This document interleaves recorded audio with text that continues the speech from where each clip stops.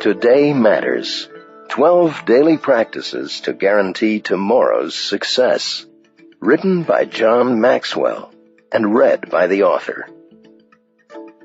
Hi, this is John Maxwell. A few weeks ago, I was going through a box of old books in the basement looking for something to read to my grandchildren. And I came across a book my wife Margaret and I used to read to my daughter Elizabeth when she was little. It's called Alexander and the Terrible, Horrible, No Good, Very Bad Day by Judith Viorst. It's the story of a little boy whose day falls to pieces. It begins, I went to sleep with gum in my mouth, and now there's gum in my hair. And when I got out of bed this morning, I tripped on the skateboard. And I could tell it was going to be a terrible, horrible, no good, very bad day. From there, Alexander's day just keeps getting worse as he goes to school, finds himself at the dentist's office, and has to go shopping for clothes with his mother. He has a miserable day. Even the family cat seems to be against him. Our kids always liked Viorst's book, and I think we adults had as much fun reading little Alexander's grumpy complaints as they did listening. But it's no fun when your own day feels like Alexander's. Who looks forward to a day filled with obstacles, trials, and setbacks, where each bend in the road seems to hold something worse?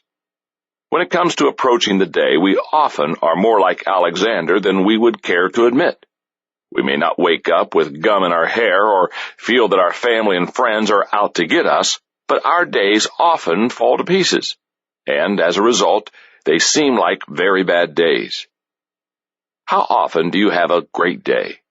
Is it the norm or the rare exception for you? If I ask you to rate today on a scale of 1 to 10, with 10 being perfect, would you even know how to score it? Upon what would you base your rating? Would it depend on how you feel? Would it be determined by how many items you've checked off your to-do list?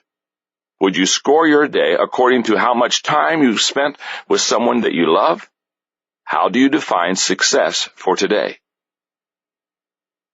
Everyone wants to have a good day, but not many people know what a good day looks like, much less how to create one. And even fewer people understand how the way you live today impacts your tomorrow. Why is that? The root of the problem is that most people misunderstand success. If we have a faulty view of success, we take a faulty approach to our day. As a result, today falls to pieces. Listen to these common misconceptions concerning success and the responses that often go with them. We believe success is impossible, so we criticize it. Psychiatrist M. Scott Peck opened his best-selling book, The Road Less Traveled, with the words, "Life is difficult." He went on to say, "Most do not fully see this truth that life is difficult. Instead, they moan more or less incessantly about the enormity of their problems, their burdens, and their difficulties, as if life were generally easy, as if life should be easy. Because we want to believe life should be easy, we sometimes assume anything that's difficult must be impossible. When success eludes us, we are tempted to throw in the towel and assume it's unattainable.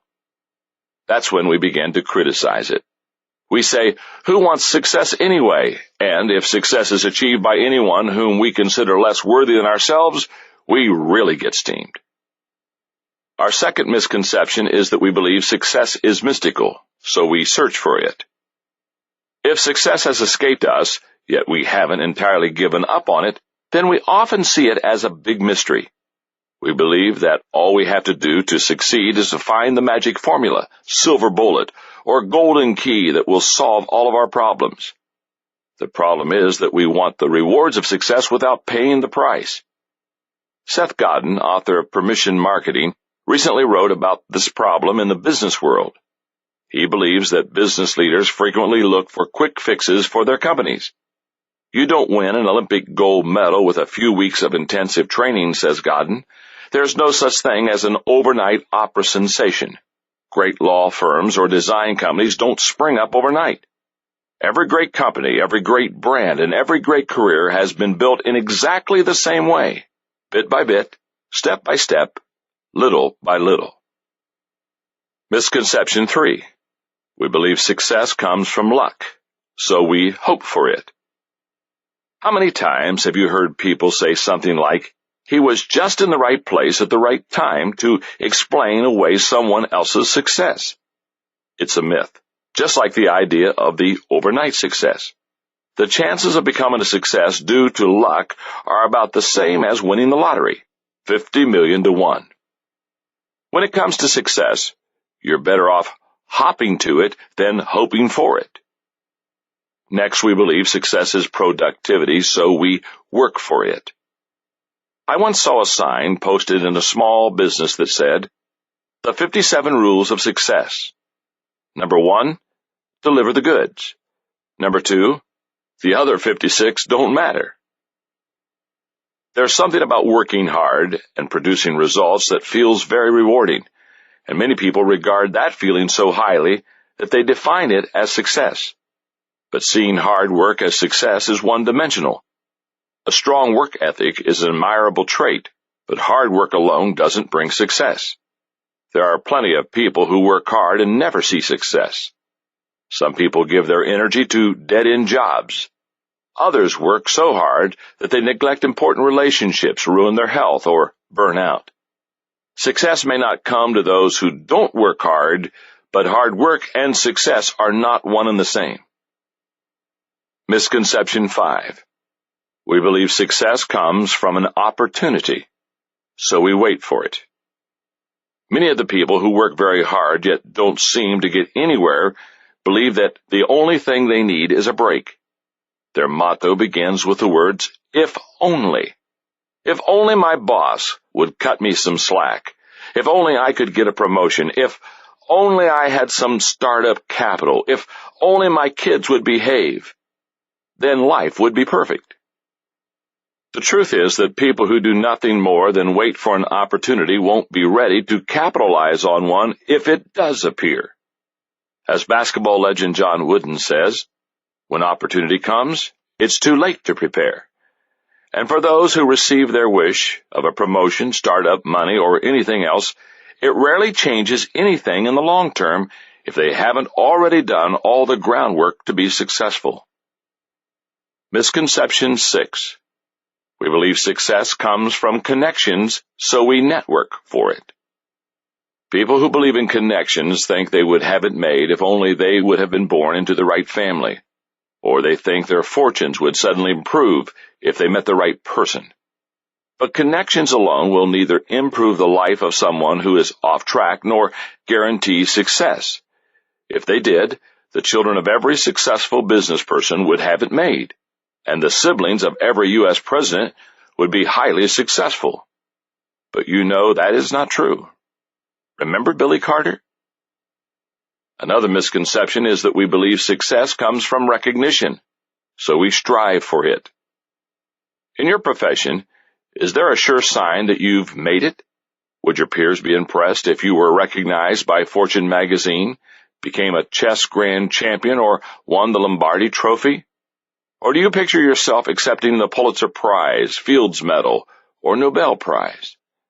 In France, a nation of food lovers where chefs receive the highest honors, one of the highest marks of recognition anyone can receive is a 3-star rating for his restaurant from the Michelin Guide. At present, only 25 restaurants in all of France hold that honor.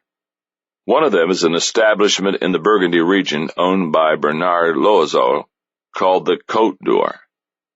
For decades, Chef Loiseau was said to be obsessed with creating the perfect restaurant and receiving the highest rating awarded by Michelin. He worked tirelessly. It takes great work to earn even a 2-star rating, but Loiseau achieved it in 1981. And then he worked harder. He perfected each dish on his menu, he improved the restaurant's service, and he went $5 million in debt to improve and expand his facility. And finally, in 1991, he received his 3rd star. He had accomplished what only a handful of others could. "We are selling dreams," he once said. "We are merchants of happiness." But the recognition he received didn't keep him happy. In the spring of 2003, after the lunch service, he committed suicide by shooting himself. He didn't warn anyone, nor did he leave a note. Some say he was disconsolate because his rating in another restaurant guide had fallen from 19 to 17 out of 20. Others described him as manic depressive. No one will ever know why he killed himself, but we can be sure that the great recognition he had received in his profession wasn't enough for him. Finally, we believe success is an event, so we schedule it. I've dedicated more than 30 years of my life to speaking at events and putting on conferences to help people be more successful and become better leaders. But I'm very realistic about the limited impact an event can make in a person's life, and I frequently remind conference attendees of those limitations. Events are great places for receiving inspiration and encouragement. They often prompt us to make important decisions to change, and they can even provide knowledge and tools to get us started. However, real sustainable change doesn't happen in a moment. It's a process. Knowing that has always compelled me to write books and record lessons so that people who have made the decision to change have access to tools they can use after the event to help facilitate the process. We use that process orientation at Equip, the nonprofit organization I founded in 1996, with the goal of training and resourcing 1 million leaders overseas. We don't simply drop in, put on an event, and disappear. We use a 3-year strategy. We begin by translating books and lessons into the local language. After the first teaching event, we give leaders books and tapes to use for their ongoing growth. And teams go back to the country every 6 months to teach more skills and follow up with leaders. Don't get me wrong, events can be very helpful, as long as we understand what they can and cannot do for us. I want to encourage you to attend events that can be catalysts for change in your life. Just don't expect them to suddenly bring you success. Growth comes from making decisions and following through on them. And that's what this book is all about. If we want to do something with our lives, then we must focus on today. That's where tomorrow's success lies. But how do you win today? How do you make today a great day instead of one that falls to pieces? Here's the missing piece. The secret of your success is determined by your daily agenda. When I talk about your daily agenda, I don't mean your to-do list, nor am I asking you to adopt a particular kind of calendar or computer program to manage your time. I'm focusing on something bigger. I want you to embrace what may be a whole new approach to life. You will never change your life until you change something you do daily. You see, success doesn't just suddenly occur one day in someone's life. For that matter, neither does failure. Each is a process. Every day of your life is merely preparation for the next. What you become is the result of what you do today. In February of 2003, I was privileged to spend some time with one of my idols, John Wooden, UCLA's Hall of Fame basketball coach. One of Wooden's sayings provides the missing piece for how we should handle today. He frequently exhorted his players to make each day their masterpiece.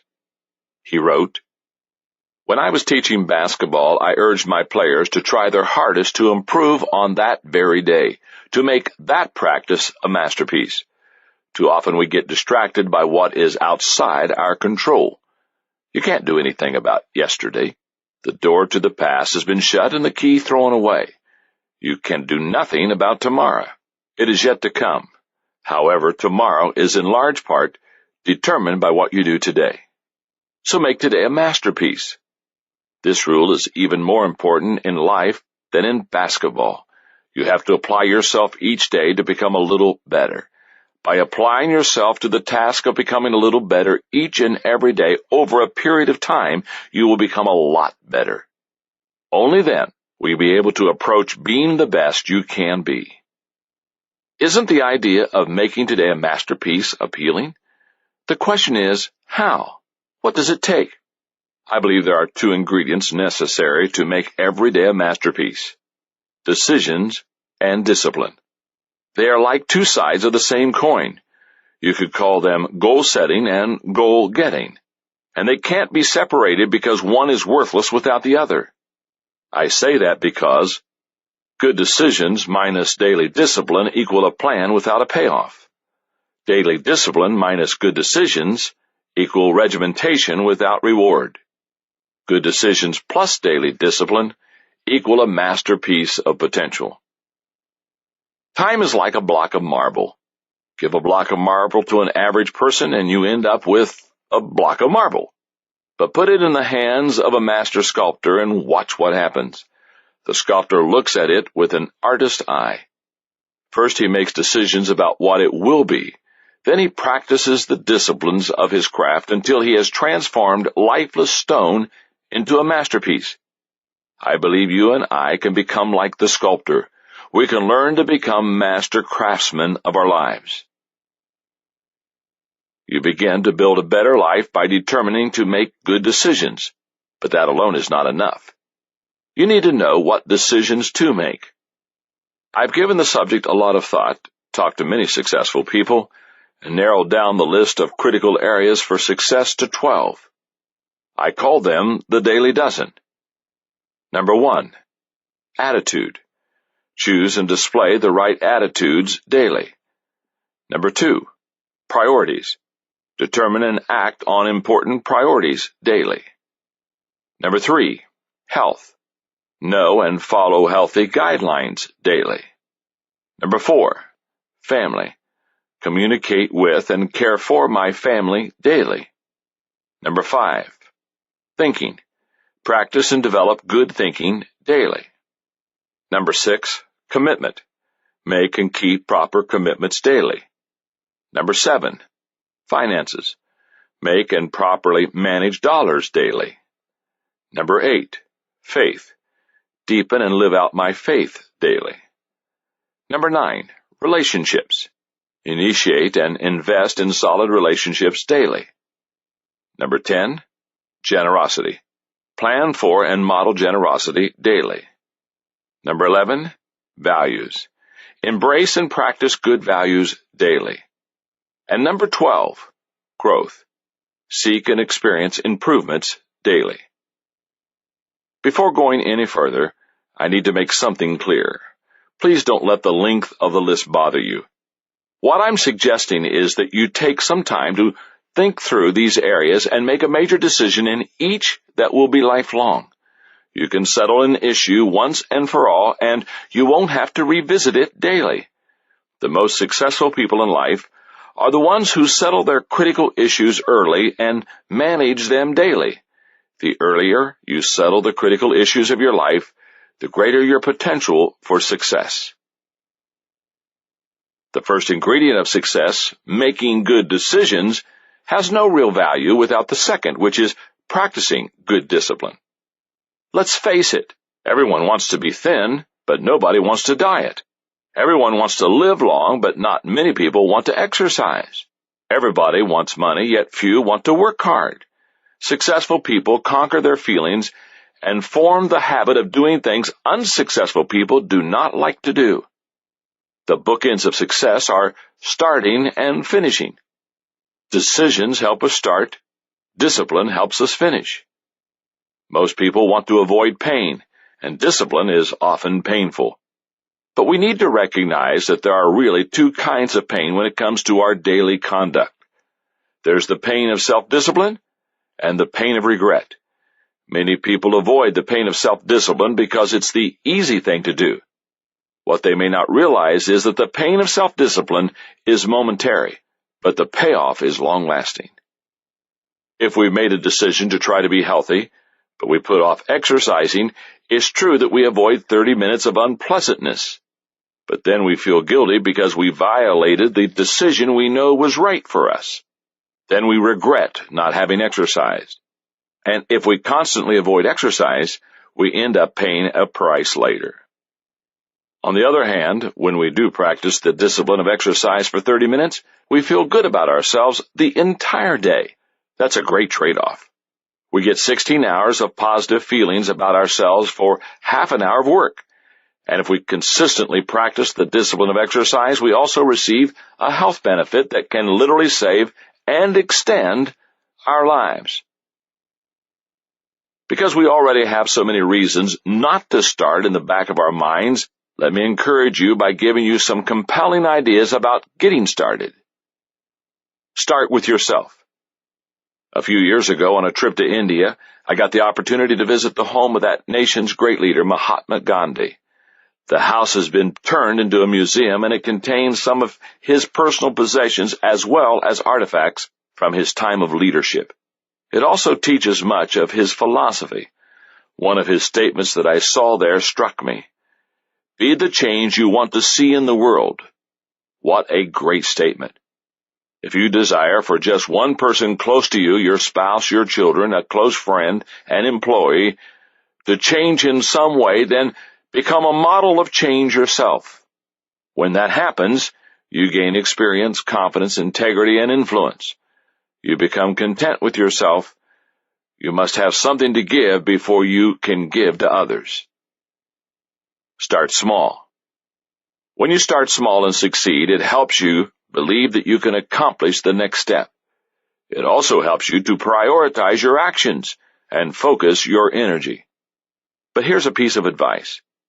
As you get ready to begin, don't expect to understand all of what it will take to get to the top. Just focus on the next step. Start early.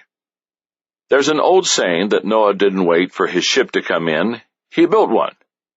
If you take a proactive approach to changing your life, and you start early, you increase your odds for success, and you create more options for yourself later in life. As you keep listening, you will become acquainted with my personal history and how I came to make each decision for practicing one of the daily dozen. I share it because I want to flesh out the process for you and let you know that I'm trying to live out the principles I teach about. And I'll tell you where I struggled. I'm not pretending that I do all of this perfectly, but you'll also find that I had the good fortune to make many of these decisions early in life. In my teens, I made 4 decisions. In my 20s, 5 decisions. In my 30s, 2 decisions. And in my 50s, I made only 1 decision. The earlier I made the decision and consistently practiced the discipline, the greater the compounding effect on my life. The same will be true for you. Decision number 1. Today's attitude gives me possibilities. Is it possible for an individual to have success without a good attitude? The answer is yes, but their attitude will determine how much they enjoy the success. Sigmund Freud is an example of someone with a poor attitude who was otherwise able to achieve. The father of modern psychotherapy was hailed as a groundbreaking genius during his lifetime, wrote numerous books, and influenced several generations of physicians, artists, and thinkers. He has been called one of the most influential people of the 20th century.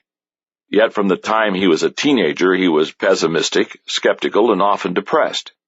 He tried to relieve his distress with cocaine beginning at 28 years of age. He believed that happiness was difficult to experience, and that unhappiness was the lot of most people.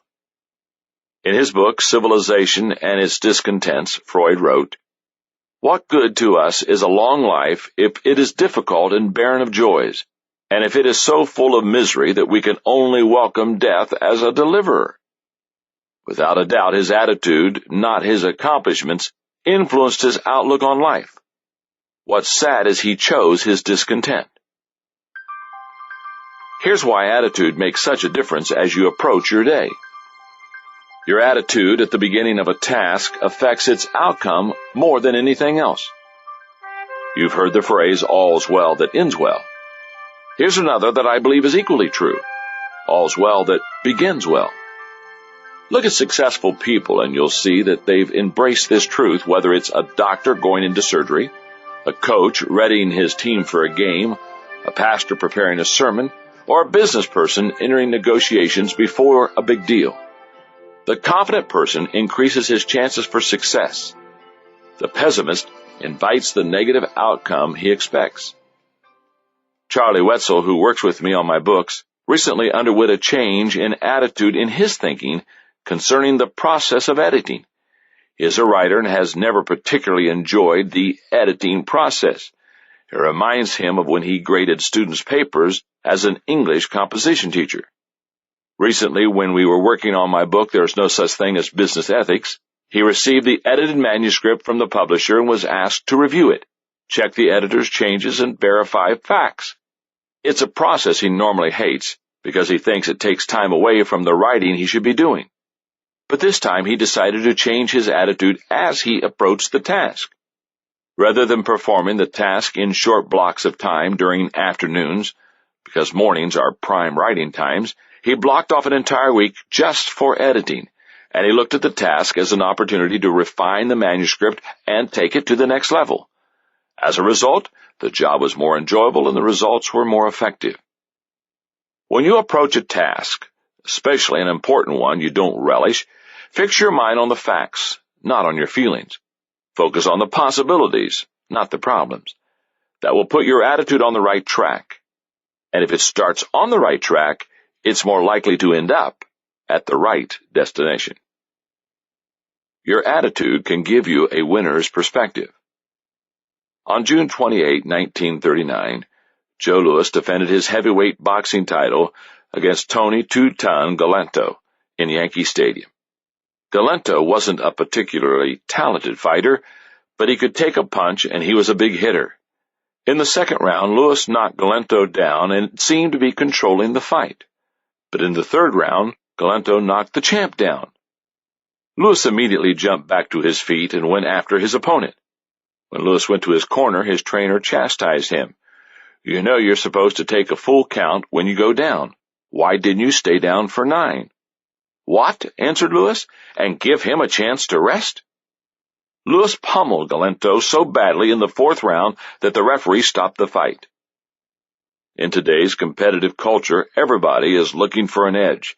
Top athletes and top business people alike know that all things being equal, attitude wins. But this is also true. All things not being equal, attitude sometimes still wins. Possessing a great attitude is like having a secret weapon. Your attitude is contagious. One of my mentors, Fred Smith, once told me that there are two kinds of people in any organization: polluters and purifiers. Polluters are like smokestacks, belching out dirty smoke all the time. They hate clear skies, and no matter how good it gets, they can find a way to make it gloomy. When the people around them in the organization breathe their toxins, they feel sicker and sicker. Purifiers, on the other hand, make everything around them better. It doesn't matter what kind of rotten atmosphere they encounter. They take in the toxic words of polluters in the organization just as everyone else does, but they filter the words before passing them on. What goes in may be gloomy and negative, but when it comes back out, it's fresh and clear. When you spend time with others, do they walk away feeling better or worse? Do you clear the air, giving them a fresh perspective and positive encouragement, or do they go away feeling gloomy? Watch how people respond to you, and you'll know which kind of a person you are. I discovered the importance of attitude in 1964 when I was 17 years old. My high school basketball coach, Don Neff, took me aside at the beginning of my senior season and told me that he wanted me to be the captain of the team. I was excited, but I was also a little surprised because I knew that my teammate, John Thomas, was a better player than I was. But then Coach Neff said something that explained it. "John," he said, "you have the best attitude on the team, and it influences the other players." Just a few weeks later, I was named Citizen of the Month at my school. Why? Once again, it was because of my attitude. My teachers said they loved my attitude. Then it sank in. My attitude was making a difference in my life, and it was making an impact on people around me. That's when I made my attitude decision. I am going to keep a positive attitude and use it to influence others. Your attitude is a choice. If you desire to make your day a masterpiece, then you need to have a great attitude. If it's not good now, you need to change it. Make the decision. Here's how. First, take responsibility for your attitude. After my wife, Margaret, and I had been married for 4 or 5 years, we went to a conference for pastors where I had been asked to be one of the speakers. Margaret also agreed to do a breakout session for spouses, and I attended her session. During the Q&A time, a woman asked, "Does John make you happy?" I have to say I was really looking forward to hearing Margaret's answer. I'm an attentive husband, and I love Margaret dearly. What kind of praise would she lavish on me? Does John make me happy, she considered. No, he doesn't. I looked to see where the closest exit was. The first 2 or 3 years we were married, she continued, I thought it was John's job to make me happy, but he didn't. He wasn't mean to me or anything. He's a good husband, but nobody can make another person happy. That's my job. As a young newlywed in her early 20s, she figured out something some people never learn. Each of us must take responsibility for our own attitude. If you want today to be a good day, you need to take charge of the way you look at it. Second, decide to change your bad attitude areas. I've read the Peanuts comic strip for years, and I've always been a big fan. I recall one strip in which Lucy announces, "Boy, do I feel crabby." Her little brother Linus, always anxious to relieve tension at home, responds, "Maybe I can be of help. Why don't you just take my place here in front of the TV while I go and fix you a nice snack? Sometimes we all need a little pampering to help us feel better." Then Linus brings her a sandwich, a few chocolate chip cookies, and some milk. "Now, is there anything else I can get for you?" he asks. "Is there anything I haven't thought of?" "Yes, there's one thing you haven't thought of," Lucy answers, and then she suddenly screams, "I don't want to feel better." For the many years the late Charles Schulz drew Peanuts, that always seemed to be one of Lucy's problems. She didn't want to change in the areas where she had a bad attitude, and she had a lot of them. Many people are like her. There are things in your life you cannot choose, such as your parents, where you were born, or your race, but your attitude is something you can change, and just about everybody has at least a few areas in their thinking that could use some help. If you want to have a better day, then you need to go after those areas.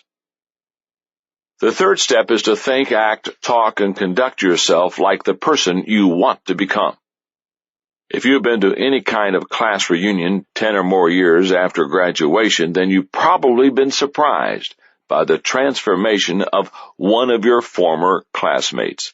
The misfit who became a famous lawyer, the plain Jane who blossomed into a movie star, or the geek who founded a major corporation.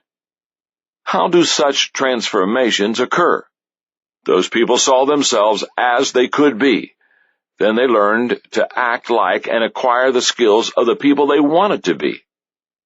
If you desire to change yourself, then start with your mind. Believe you can improve, then you can change into the person you desire to be. Ralph Waldo Emerson said, "What lies behind us and what lies before us are tiny matters compared to what lies within us." Develop a high appreciation for life. A friend emailed to me the story of a very together and independent 92-year-old lady who was moving into a nursing home. Since she was legally blind and her husband of 70 years had passed away, the move was her only option. She waited in the lobby of the facility for a long time before finally being told that her room was ready. As she was escorted down the corridor, her attendant described the room, down to the curtains hung on the windows. "I love it," the elderly lady enthused. "But you haven't even seen the room yet." "Just wait," the attendant responded. "That doesn't have anything to do with it," she replied.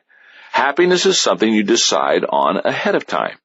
Whether I like my room or not doesn't depend on how the furniture is arranged. It's how I arrange my mind." Appreciation isn't a matter of taste or sophistication. It's a matter of perspective. John Wooden said, "Things turn out best for the people who make the best of the way things turn out." The place to start is with the little things. If you can learn to appreciate them and be grateful for them, you'll appreciate the big things as well as everything in between. If you want to benefit from the possibilities of a positive attitude, you need to do more than just make the decision to be positive. You also have to manage that decision. For me, in the area of attitude, it means one thing. Every day, I will make the adjustments necessary to keep my attitude right. If this is new territory for you, you may be wondering how to do it. Here are some guidelines to help you on your way. Recognize that your attitude needs daily adjustment. I've discovered that a person's attitude does not naturally or easily stay positive. For example, a lifelong attitude weakness I've had is my impatience with people, and I still fight it. Every day I ask myself, have I been impatient with someone? When I have, I apologize to the person. I've had to do that more times than I'd like to admit. Like any discipline, your attitude will not take care of itself. That's why it needs to be attended to daily.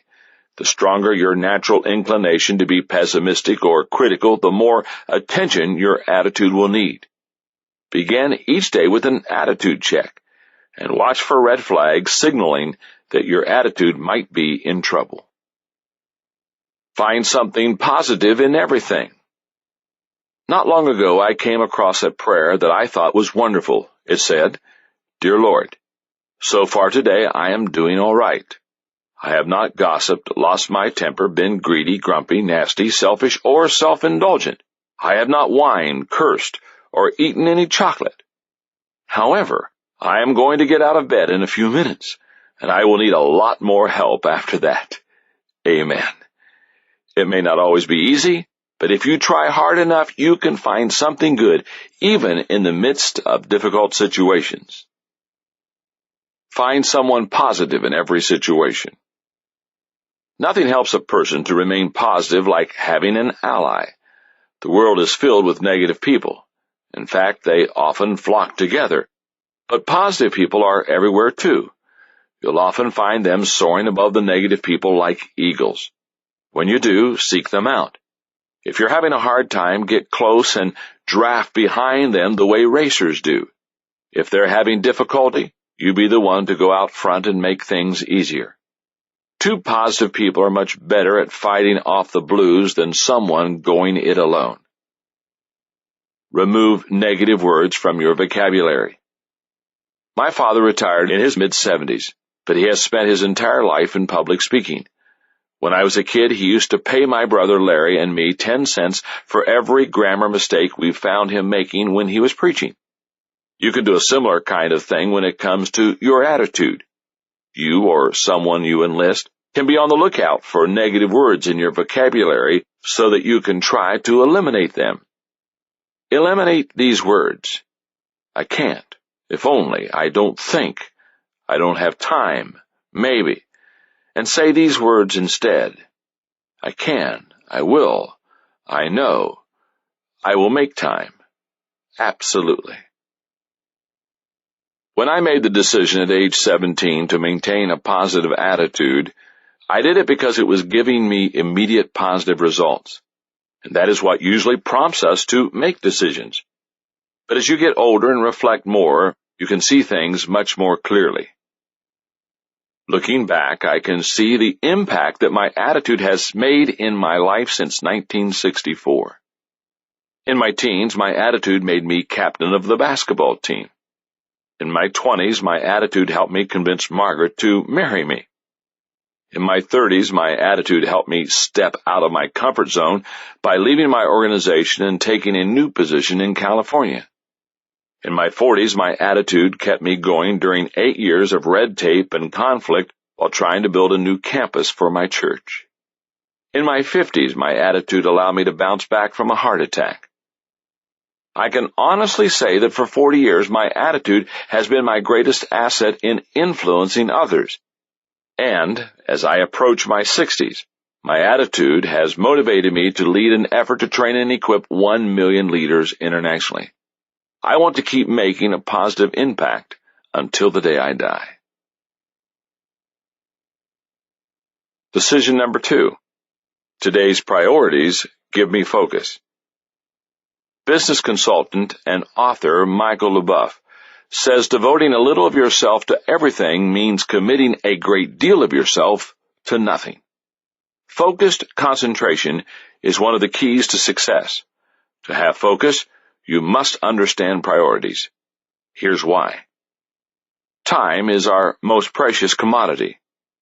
Given the choice, would you rather save time or money? Most people focus on dollars. But how you spend your time is much more important than how you spend your money. Money mistakes can often be corrected, but when you lose time, it's gone forever. Your priorities determine how you spend your time, and time is precious. The following statements may help you put time in perspective. To know the value of 1 year, ask the student who failed the final exam. To know the value of 1 month, ask the mother of a premature baby. To know the value of 1 week, ask the editor of a weekly news magazine. To know the value of 1 day, ask the wage earner who has 6 children. To know the value of 1 hour, ask the lovers who are waiting to meet. To know the value of 1 minute, ask the person who missed the plane. To know the value of 1 second, ask the person who survived the accident. And to know the value of 1 millisecond, ask the Olympic silver medalist. We cannot change time, only our priorities. Sales consultant and author Myers Barnes says, time management has nothing to do with the clock, but everything to do with organizing and controlling your participation in certain events that coordinate with the clock. Einstein understood time management is an oxymoron. It cannot be managed. You can't save time, lose time, turn back the hands of time, or have more time tomorrow than today. Time is unemotional, uncontrolled, unencumbered. It moves forward regardless of circumstances, and in the game of life creates a level playing field for everyone. Since you can't change time, you must instead change your approach to it. We cannot do everything. There was a time in my life when I thought I could do everything, but I was very young, energetic, and naive. Chinese author and philosopher Lin Yutang said, "Besides the noble art of getting things done, there is the noble art of leaving things undone. The wisdom of life consists of the elimination of non-essentials." You can have anything you want, but you cannot have everything you want. You have to choose. Excellence comes from doing the right things right. If you're not sure what the right things are, pretend you have only 6 months to live. The things you would do in that short time are the right things. Priorities help us to choose wisely. Author Robert J. McCain says the reason most goals are not achieved is that we spend our time doing second things first. Let's face it, there are a lot of things vying for your attention. Many people want to put you on their agenda. Thousands of manufacturers want you to spend your money on their product. Even your own desires can be so diverse and your attention so scattered that you often aren't sure what should get your attention. That's why you need to focus. To be successful, you can't just run on the fast track, instead run on your own track. People who reach their potential and fulfill their dreams determine and act on their priorities daily. When I first graduated from college and began my career, I was not working according to my own agenda. Back in the 1960s, when I studied for the ministry, the majority of my coursework had prepared me to do counseling and administration. So when I began working in 1969, guess what I spent most of my time doing? That's right, counseling and administration. Nothing could have been farther from my natural gifts or my natural inclinations. Despite much hard work, I was neither fulfilled or effective. Because I wanted to improve myself and pick up skills I didn't learn in college, in 1971 I began working on a business degree. While reading for one of the courses, I came across a paragraph written about Italian economist Vilfredo Pareto. It contained information about prioritizing called the Pareto principle. It said that by focusing your attention on the top 20% of all your priorities, you would get an 80% return on your effort. That was my eureka moment. That's when I made this decision. I will prioritize my life and give focus and energy to those things that give the highest return. From the moment I made that decision, I have been a practitioner of the Pareto principle, and I have taught it to others for 33 years. If you want to change the way you look at yourself and what you do by making a decision concerning your priorities, then do the following. Take back today. Poet Carl Sandburg said, "Time is the most valuable coin in your life. You and you alone will determine how that coin will be spent. Be careful that you do not let other people spend it for you." Your greatest possession is the 24 hours you have directly ahead of you. How will you spend it? Will you give in to the pressure or focus on priorities? Will you allow pointless emails, unimportant tasks, telemarketers, interruptions, and other distractions to consume your day? Or will you take complete responsibility for how you spend your time, take control of the things you can, and make today yours? If you don't decide how your day will be spent, someone else will.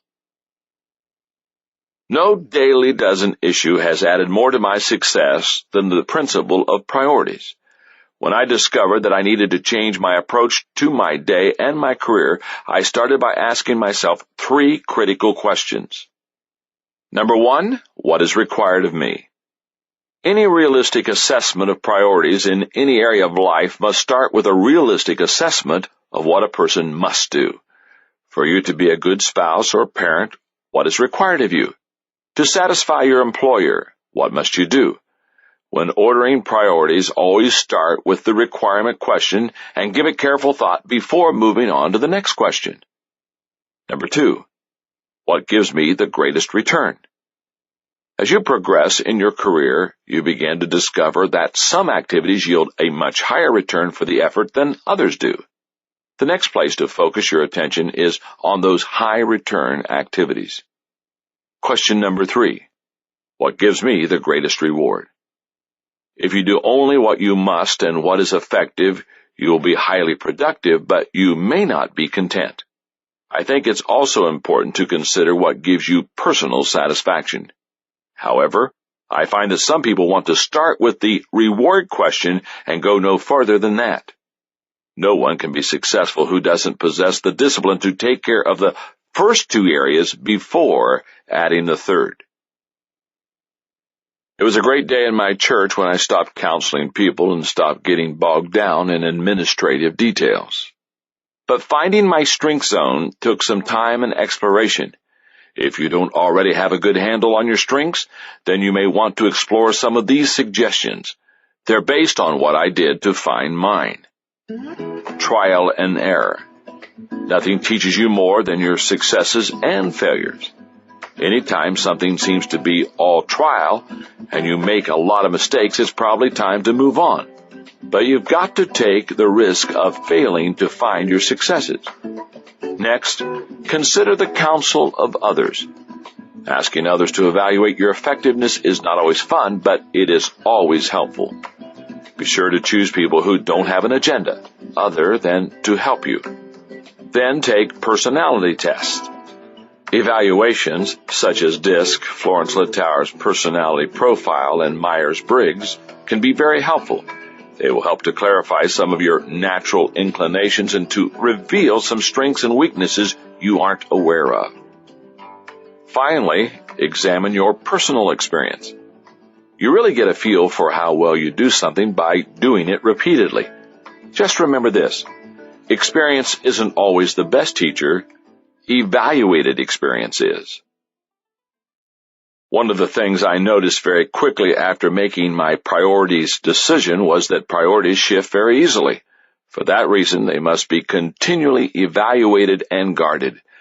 My reminder to manage the disciplines of priorities is this: every day I will live my life according to my priorities.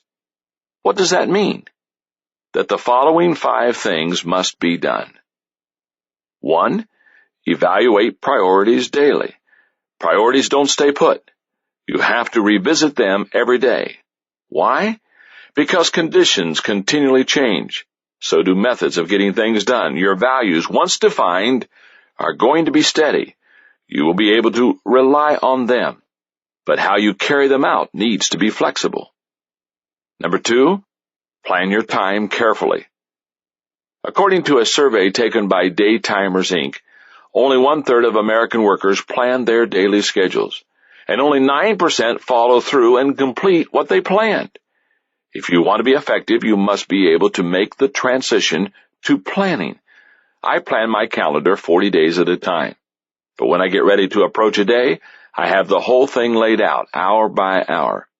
It's a rare day that I get up in the morning wondering what I will be doing that day, even when on vacation. Number 3, follow your plan. According to time management expert Alec McKinsey, surveys show that most executives don't get to their most important task until mid-afternoon. Why? Most finished off low-priority tasks so that they could have a sense of accomplishment. If you prioritize your life and plan your day but don't follow through, your results will be the same as those of someone who didn't prioritize at all. Number 4, delegate whenever possible. How do you find the right standard for delegation? When is it right to hand something off, and when is it right to hold on to it? Here's the guideline I use. If someone else can do a task I'm doing 80% as well as I do, then I hand it off. And if I do a good job of motivating, encouraging, and rewarding them, then they will only get better. Number 5, invest in the right people daily. How do you decide whom to spend time with? Certainly you want to treat everyone with respect and try to have a good, positive relationship with everyone, but you should not spend time with everyone equally. Here's what I use to evaluate where to invest my time. Value to the team, natural ability, responsibility, timing, potential, and mentoring fit. I am grateful that I learned to prioritize my life early in my career. No decision I've made has had as great an impact on my life and career. Here's how. In my 20s, my priorities took away the guilt of not doing everything. In my 30s, my priorities helped me separate my strengths from my weaknesses. In my 40s, my priorities gave me a high return on my work. In my 50s, my priorities allow me to staff according to my weaknesses. If you want to increase your focus and become effective on a level you've never experienced before, then make a decision to prioritize your life and manage the discipline of priorities every day. Anytime people reach the highest level in their profession, you can be sure that priorities have been very important to them. That was certainly the case of Betsy Rogers, a teacher in Leeds, Alabama, who became the 2003 National Teacher of the Year. Rogers can't remember a time when she didn't want to be a teacher. It was in her blood and in her family. Her grandmother taught in rural Alabama beginning when she was only 16 years old. Both her grandmother's sisters followed her into the profession, and Rogers' mother taught Sunday school for 50 years. So when she went off to college, she naturally studied to become a teacher too. I wanted to change the world for them, says Rogers. It took me several years to realize I could not change the world in which my students lived. But by understanding that school was the best place for some of my children, I became committed to making my classroom a place where students feel safe, as well as creating an environment that provides joy to those with unfortunate lives. Rogers began teaching in 1974, immediately after finishing her degree. She took 6 years off to take care of her sons until they were school age, but she knew that as soon as they were old enough, she would be back in the classroom. And being connected in the community where she would teach was a priority. So in the early 1980s, she and her husband bought an abandoned farm near her school. Rogers says, "When my husband and I moved our family from a more affluent neighborhood to Leeds 21 years ago, our purpose was to raise our children in an environment with a more diverse population with a rural background. Many of my colleagues did not believe it was beneficial to live in a community where you teach, but I have found this relationship with the Leeds community to be very rewarding and productive. By living and working in Leeds, I truly became a stakeholder in the community." By making that community connection a priority, she has been better able to help her students. She reaches out to parents, has students over to her house, and attends many of their extracurricular activities.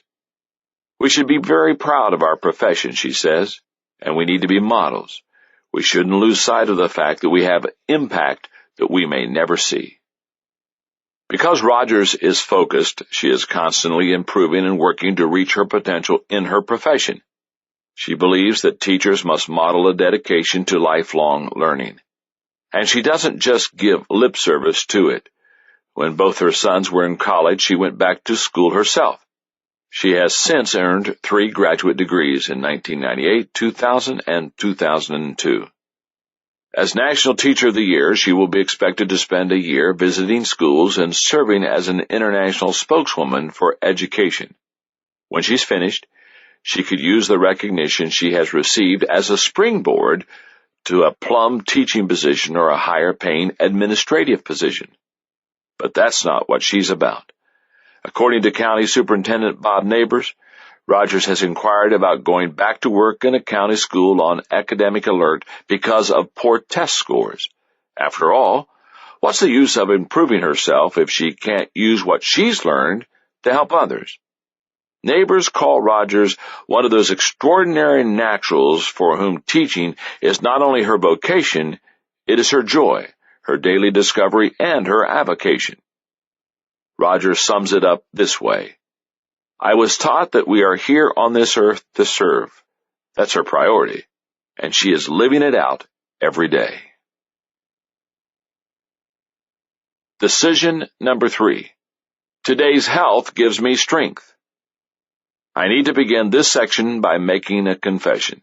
Usually when people listen to a book, especially a book that contains advice, they expect the author to be an expert in every area he talks about. That is not the case with me when it comes to health. For much of my life, I have dropped the ball in this area.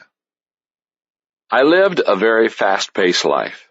For about 10 years, I held down 2 demanding jobs. I led a church of more than 3,000 people with a staff of over 50 and a budget of $5 million a year. At the same time, I led a leadership development organization that required me to travel and speak more than 100 days a year. When I gave up the pastorate to dedicate my time to my organization, I nearly doubled my travel. I also built up the company and increased the number of employees from 18 to 175. Maintaining a lifestyle at that pace meant that I rarely exercised. I didn't eat well and I was overweight. But I didn't worry. Every year I had a physical and received an excellent report from my doctor, so I simply took my health for granted. All that changed for me on December 18, 1998, the night of the annual Christmas party for my employees and their spouses. At the end of the party, I didn't feel well. One of my employees gave me a goodbye hug and felt cold sweat on the back of my neck.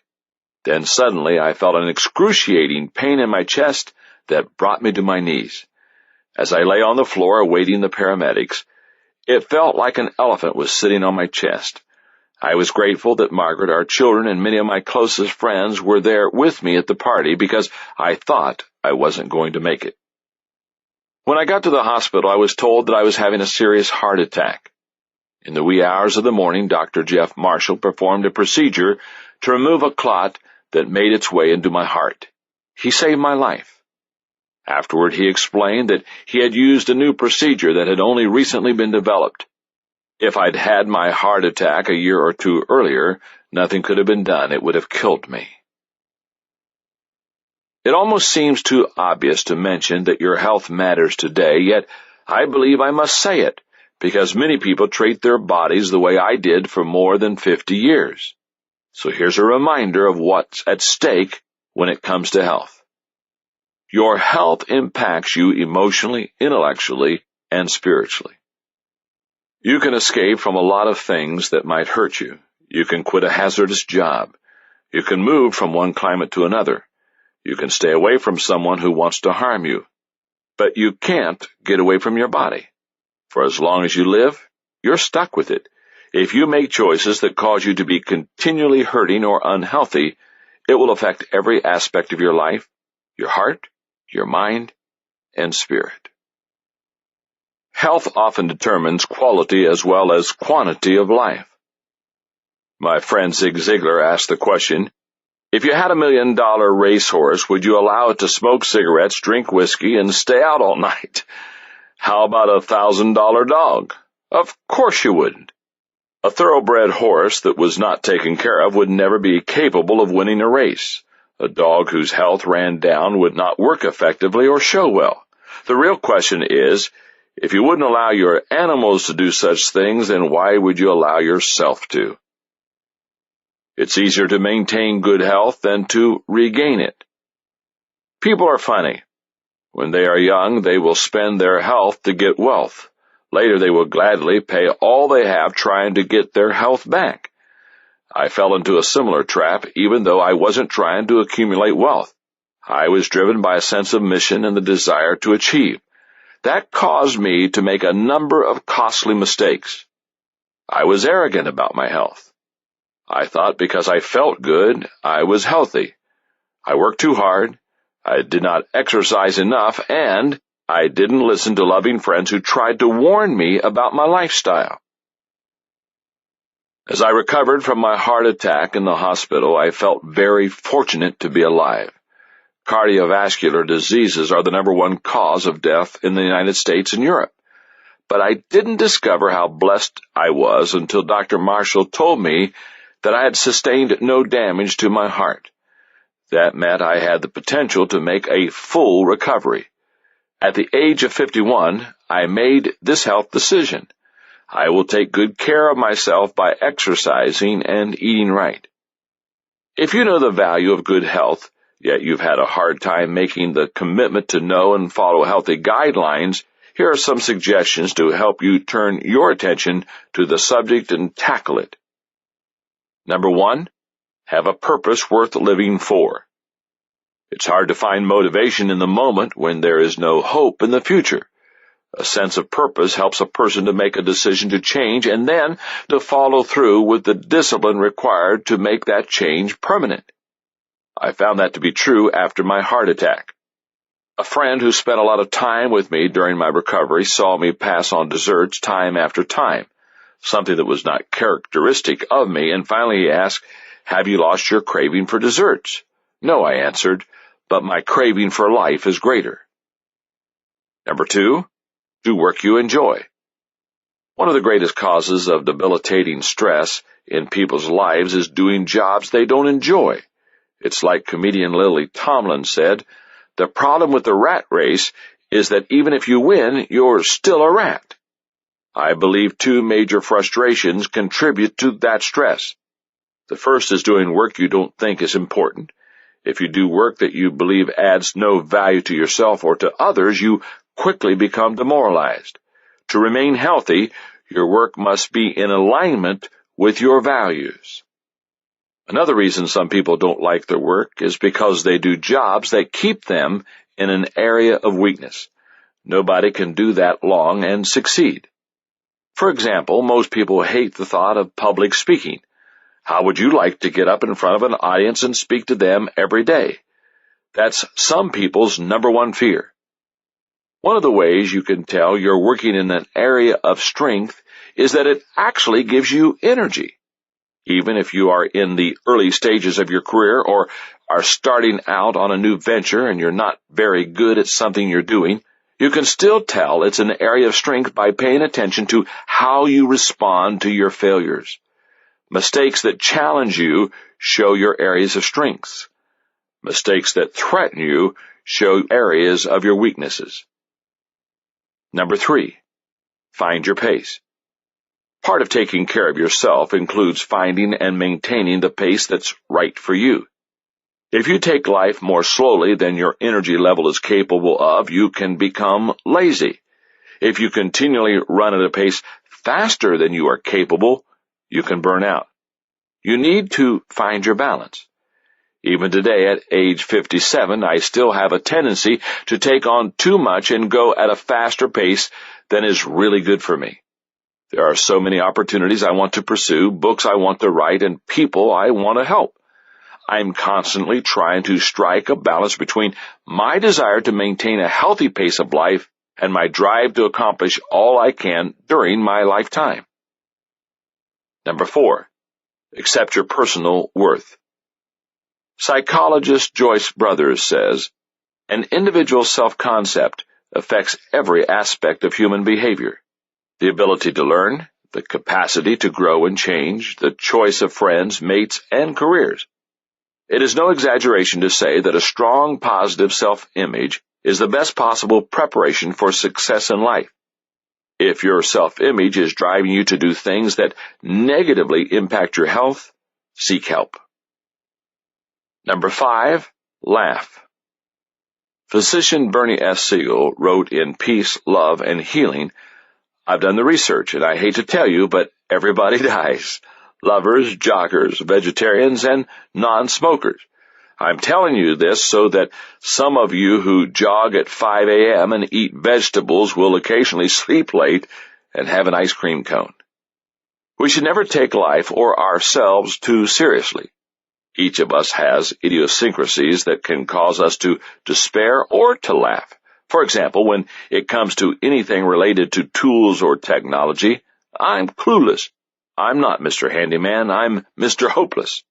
I don't let that bother me at all. If you can laugh at yourself loudly and often, you will find it liberating. There's no better way to prevent stress from becoming distress. After meeting with Dr. Marshall following my heart attack, I had a new discipline to manage. Every day I will eat low-fat foods and exercise for at least 35 minutes. He told me that 85% of all heart patients quit their healthy regimen within 6 months. Even though I had not succeeded in this area my first 50 years, I was determined to succeed in it the rest of my life. Margaret and I learned everything we could about heart issues, low-fat diets, and exercise. I became a model of discipline. And in May of 2001, when I visited Dr. Marshall, he congratulated me. "John," he said, "you're doing all the right things. You don't need to consider yourself a heart patient anymore." I wish I would have never heard those words. You see, I love food and I possess a foodaholic bent. Because of that good news I received from Dr. Marshall, I gave myself permission to cheat on my diet once in a while, something I had not done once in 2.5 years. The problem was that I quit managing my life according to the decision I made. I had relaxed my discipline. Once my commitment was less than 100%, I got into trouble. I need to exercise and stay on my diet every day, but I began to slide from every day to most days to some days. I ignored my own teaching that today matters. Neglect enough todays and you'll experience the someday you've wanted to avoid. The good news is that I'm no longer off the wagon. I'm recommitted to my daily discipline. The bad news is that I'm doing only 80% of what I was doing before.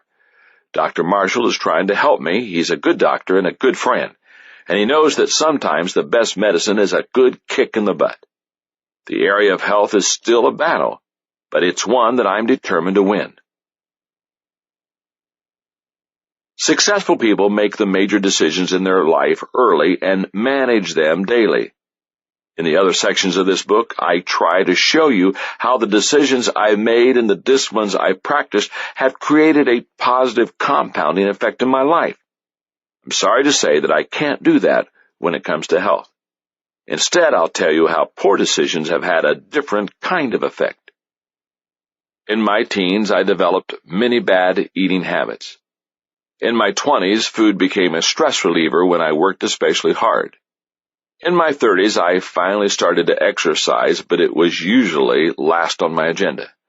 In my 40s, I realized I needed to attend to my health and made a decision to change, but I failed to add the necessary daily discipline.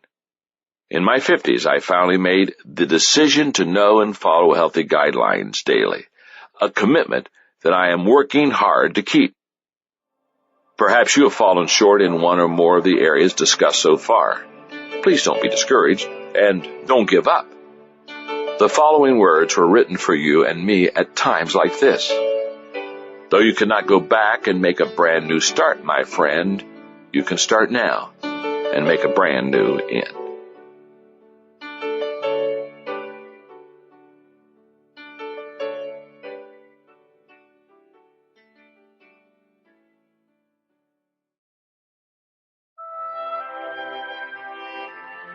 Decision number 4, today's family gives me stability. What difference does family make? How does it impact an individual's life? Let's face it, some people's families don't build them up, they tear them down. It's true that you can't do anything to change your ancestry or upbringing. You have no control over what your parents or grandparents did or how they treated you. But while you can't do much about your ancestors, you can influence your descendants greatly. You determine how you treat your family. You're the one who decides whether you will stay and work things out or leave your family when the going gets rough, as it always does. You're the one who decides how much time you spend with the relatives who build you up versus those who try to knock you down. You determine how you treat others. The way you approach family life has a profound impact on how you live. If you're willing to work at it, and I know that for people with especially difficult families, it can be an incredible amount of work, your family can become a source of stability and strength. A healthy, supportive family is like a safe haven in a storm. People have to deal with a lot of pressure these days. The workplace is demanding. Schools are often hostile environments. The pace of life is out of control. Where can a person find shelter in such a climate? If it is not at home, then it probably isn't anywhere. A reporter once asked President Theodore Roosevelt with whom did he enjoy spending most of his time. He responded he would rather spend time with his family than with any of the world's notables. For him and for his family, home was a safe haven in the midst of a storm. A healthy family also provides a photo album of memories. Think back to your own childhood. What are your favorite memories? What positive images still make you smile? If you have children, which of their memories do you think are their favorites? You may want to ask them. The more positive and loving the environment you strive to create at home, the more good memories they will have to keep them grounded. Your family can also be a crucible of character. Your family life not only helps to form the character of any children living at home, but it also continues to mold your character as an adult. Your character is little more than the collection of choices you make and the habits you cultivate every day. Since your family creates your primary environment, it influences those choices and habits. Strong, healthy families encourage people to make constructive choices, to develop positive disciplines, and to pay the price today for success tomorrow. And a supportive family is a treasure chest of your most important relationships. There's no doubt that the relationships you have with members of your immediate family and with your spouse are the most important ones in your life. The people closest to you form you and are formed by you. That should be reason enough to value them. When Mother Teresa received the Nobel Peace Prize, she was asked, "What can we do to promote world peace?" Her answer, "Go home and love your family." If you want to make a positive impact, no matter how far-reaching, start at home. Treat your family members like treasures. Years ago, I cut out a quote by Nick Stennett that summarized the importance of family. It reads, "When you have a strong family life, you receive the message that you are loved, cared for, and important. The positive intake of love, affection, and respect gives you inner resources to deal with life more successfully. In other words, family gives you stability." In 1986, when I was 39 years old, I began to notice a terrible trend. The marriages of some of my colleagues, college buddies, and friends were falling apart and ending in divorce. That really got my attention because even some of the relationships that Margaret and I had considered to be strong had fallen by the wayside. We didn't think our relationship was in any kind of danger, but I also discovered that prior to their breakdowns, some of the couples had thought nothing like that could ever happen to them. This all occurred about the same time my career was really taking off. I still wanted to be successful, but I didn't want to lose my family in the process. That prompted me to make one of my key life decisions, and I would do so by rewriting my definition of success.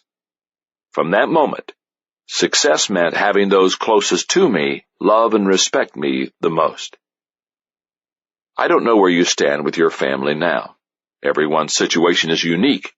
You may have a great family life, or you may have made some serious mistakes from which you fear you will never recover. You may be single with no children, so that all you have is extended family. But I can tell you this, no matter what your situation is, you can benefit from the stability that comes from communicating with and caring for your family daily. Here's how to get started. Determine your priorities. There's a Russian proverb that gives this advice. Before going to war, pray once. Before going to sea, pray twice. Before getting married, pray 3 times. In other words, anytime you're going to engage in a great and potentially risky endeavor, give it serious consideration first. How else are you going to know where it ranks in priority in your life? I learned this lesson the hard way. In the space of 1 month in 1969, I graduated from college, got married to Margaret, and started my first job. As soon as we got back from our honeymoon, we moved to a new town, and I started working. I was the senior pastor of a small country church, and I was determined to be successful. I threw myself into the job, giving it everything I had. And when I say everything, I mean everything. I worked all day at the church, and every evening I set appointments to meet with people in the community. I worked a 6-day work week, but I cheated by working on my day off too. Meanwhile, Margaret worked a couple of jobs to keep us going financially because my salary was so low. The problem was that I was neglecting her and our marriage. Margaret and I have known each other since high school, and we dated for 6 years before we got married. So we had a lot of history together, especially for a couple so young. Back then, I believed our history was going to carry us through while I devoted myself to my career. But a marriage can't survive forever on leftovers. It needs to be fed continually, or it will eventually starve. Decide on your philosophy. In the first decade of our marriage, Margaret and I decided on our personal philosophy of family. First, we tried to live it out as a couple. Then, when we had children, we worked to make it the foundation of our choices as parents. For us, the bottom line on family was for us to cultivate and maintain our commitment to God. Our faith came first in our lives. If we neglected or compromised that, nothing else would be of value. Our continual growth. Reaching our personal potential and helping our children do the same is one of our highest values. When we come to the end of our lives, we want to look back knowing that we live life to the fullest. Our common experiences. The greatest bonds between people come as a result of their experiences together, both good and bad. We create as many positive experiences as we can, and we weather the negative ones together. Our confidence in God, ourselves, and others. Your belief determines how you will live, and it also impacts the outcome of everything that you do. And our contributions to life. People should try to leave the world a better place than they found it. We want to add value not only to the people in our family, but also to every other life we touch. I know that you will want to create your list. Here's my suggestion. Keep it simple. If you come up with a list of 17 things you want to live out, you won't be able to do it. You may not even be able to remember it. Whittle the list down to the non-negotiables. Develop your problem-solving strategy. I think a lot of people go into marriage expecting it to be easy. Maybe they've seen too many movies. Marriage isn't easy. Family isn't easy. Life isn't easy. Expect problems, stay committed, and develop a strategy for getting through the rough times. Some people call family meetings to discuss issues. Others create systems or rules. Use whatever kind of problem-solving strategy works for you. Just be sure that it fosters and promotes 3 things. 1, better understanding. 2, positive change. And 3, growing relationships. The desire to make your family a priority is one thing. Actually, living it out is something else. I found that it's often easier to get the approval of strangers and colleagues than it is to get respect from those who know you best. So I practice this discipline. Every day I work hard on gaining the love and respect of those closest to me. Years ago, when something exciting happened during the day or I heard a bit of interesting news, I'd share it with colleagues and friends. By the time I got home, I had little enthusiasm for sharing it with Margaret. So I purposely began keeping things to myself until I could share them with Margaret first. That way, she never got the leftovers.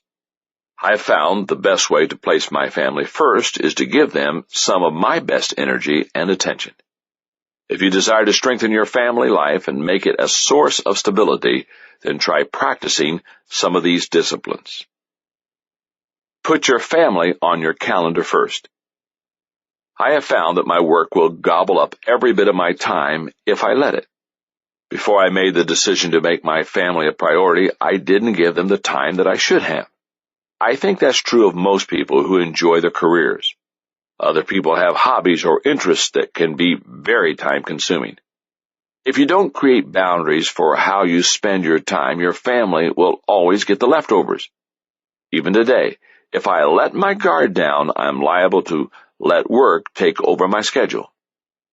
Someone once said that you should never let yourself feel that you ought to be at work when you're with your family, and you should never feel that you ought to be with your family when you're at work. That's a great perspective. If you and your family can figure out and agree on how much time you should spend together, and you protect those times, you should be able to adopt that mindset. Try to create and maintain family traditions. Traditions give your family a shared history and a strong sense of identity. Don't you remember how your family celebrated Thanksgiving as a child, or how about Christmas? The traditions your family kept helped you define who you were and who your family was. Give thought to how you want to enjoy holidays, mark milestones, and celebrate rites of passage in your family. Start by basing traditions on your values. Add others you enjoyed from your childhood. If you're married, include those of your spouse as well. Mix in cultural elements if you want. Build some around your children's interest. Give traditions meaning and make them your own. It's vital to keep your marriage healthy. The relational foundation of any family is a couple's marriage. It sets the tone for the household and is the model relationship that children learn from more than any other. That's why former Notre Dame President Theodore Hesbaugh asserted, "The most important thing a father can do for his children is to love their mother." No marriage is easy to keep going. It's been said that a successful marriage is one that can go from crisis to crisis with a growth in commitment. That's what it's really all about. Commitment. Commitment is what carries you through. People who use their feelings as a barometer for the health of their marriage are destined for a breakup. If you intend to stay married only as long as you feel the love, you might as well give up. Just like anything else worth fighting for, marriage requires daily discipline and commitment. As I reflect on my family decision, I look back with intense gratitude to Margaret and my children. And I realize that in my 30s, my family decision gave me protection from making the life-shattering mistakes of many of my friends. In my 40s, my family decision helped me place my family first. In my 50s, my family decision has allowed me to see the positive outcome of the success of my grown children. For 18 years, my family and I have benefited from my decision to live by a different definition of success. I can't imagine what life would have been like without the stability provided by my family. Decision number 5. Today's thinking gives me an advantage. Claude M. Bristol, author of The Magic of Believing, said, "Thought is the original source of all wealth, all success, all material gain, all great discoveries and inventions, and all achievement." That's a bold statement. What kind of value do you put on good thinking? Has it been a priority in your life? Have you considered thinking to be a decision and discipline to be practiced daily? Here are some reasons to make thinking a priority in your life every day. Good thinking increases your value. Who has the greatest value in any organization? The answer is the person with the ideas. Industrialist Harvey Firestone said, "Capital isn't so important in business. Experience isn't so important. You can get both these things. What is important is ideas. If you have ideas, you have the main asset you need, and there isn't any limit to what you can do with your business and your life." Ideas are what our country was founded on. Ideas have helped to create great companies and to drive our economy, the largest in the world. Ideas are the foundation for everything we build, every advance we make. When a person is a good thinker and has lots of ideas, he or she becomes very valuable. If you're a good thinker, you have a great advantage. Poor thinkers are slaves to their surroundings. People who do not develop and practice good thinking often find themselves at the mercy of their circumstances. They are unable to solve problems, and they find themselves facing the same obstacles over and over again. And because they don't think ahead, they are habitually in a reaction mode. An old German proverb says, "Better an empty purse than an empty head." Good thinkers can always overcome difficulties, including lack of resources. And poor thinkers are also frequently at the mercy of good thinkers.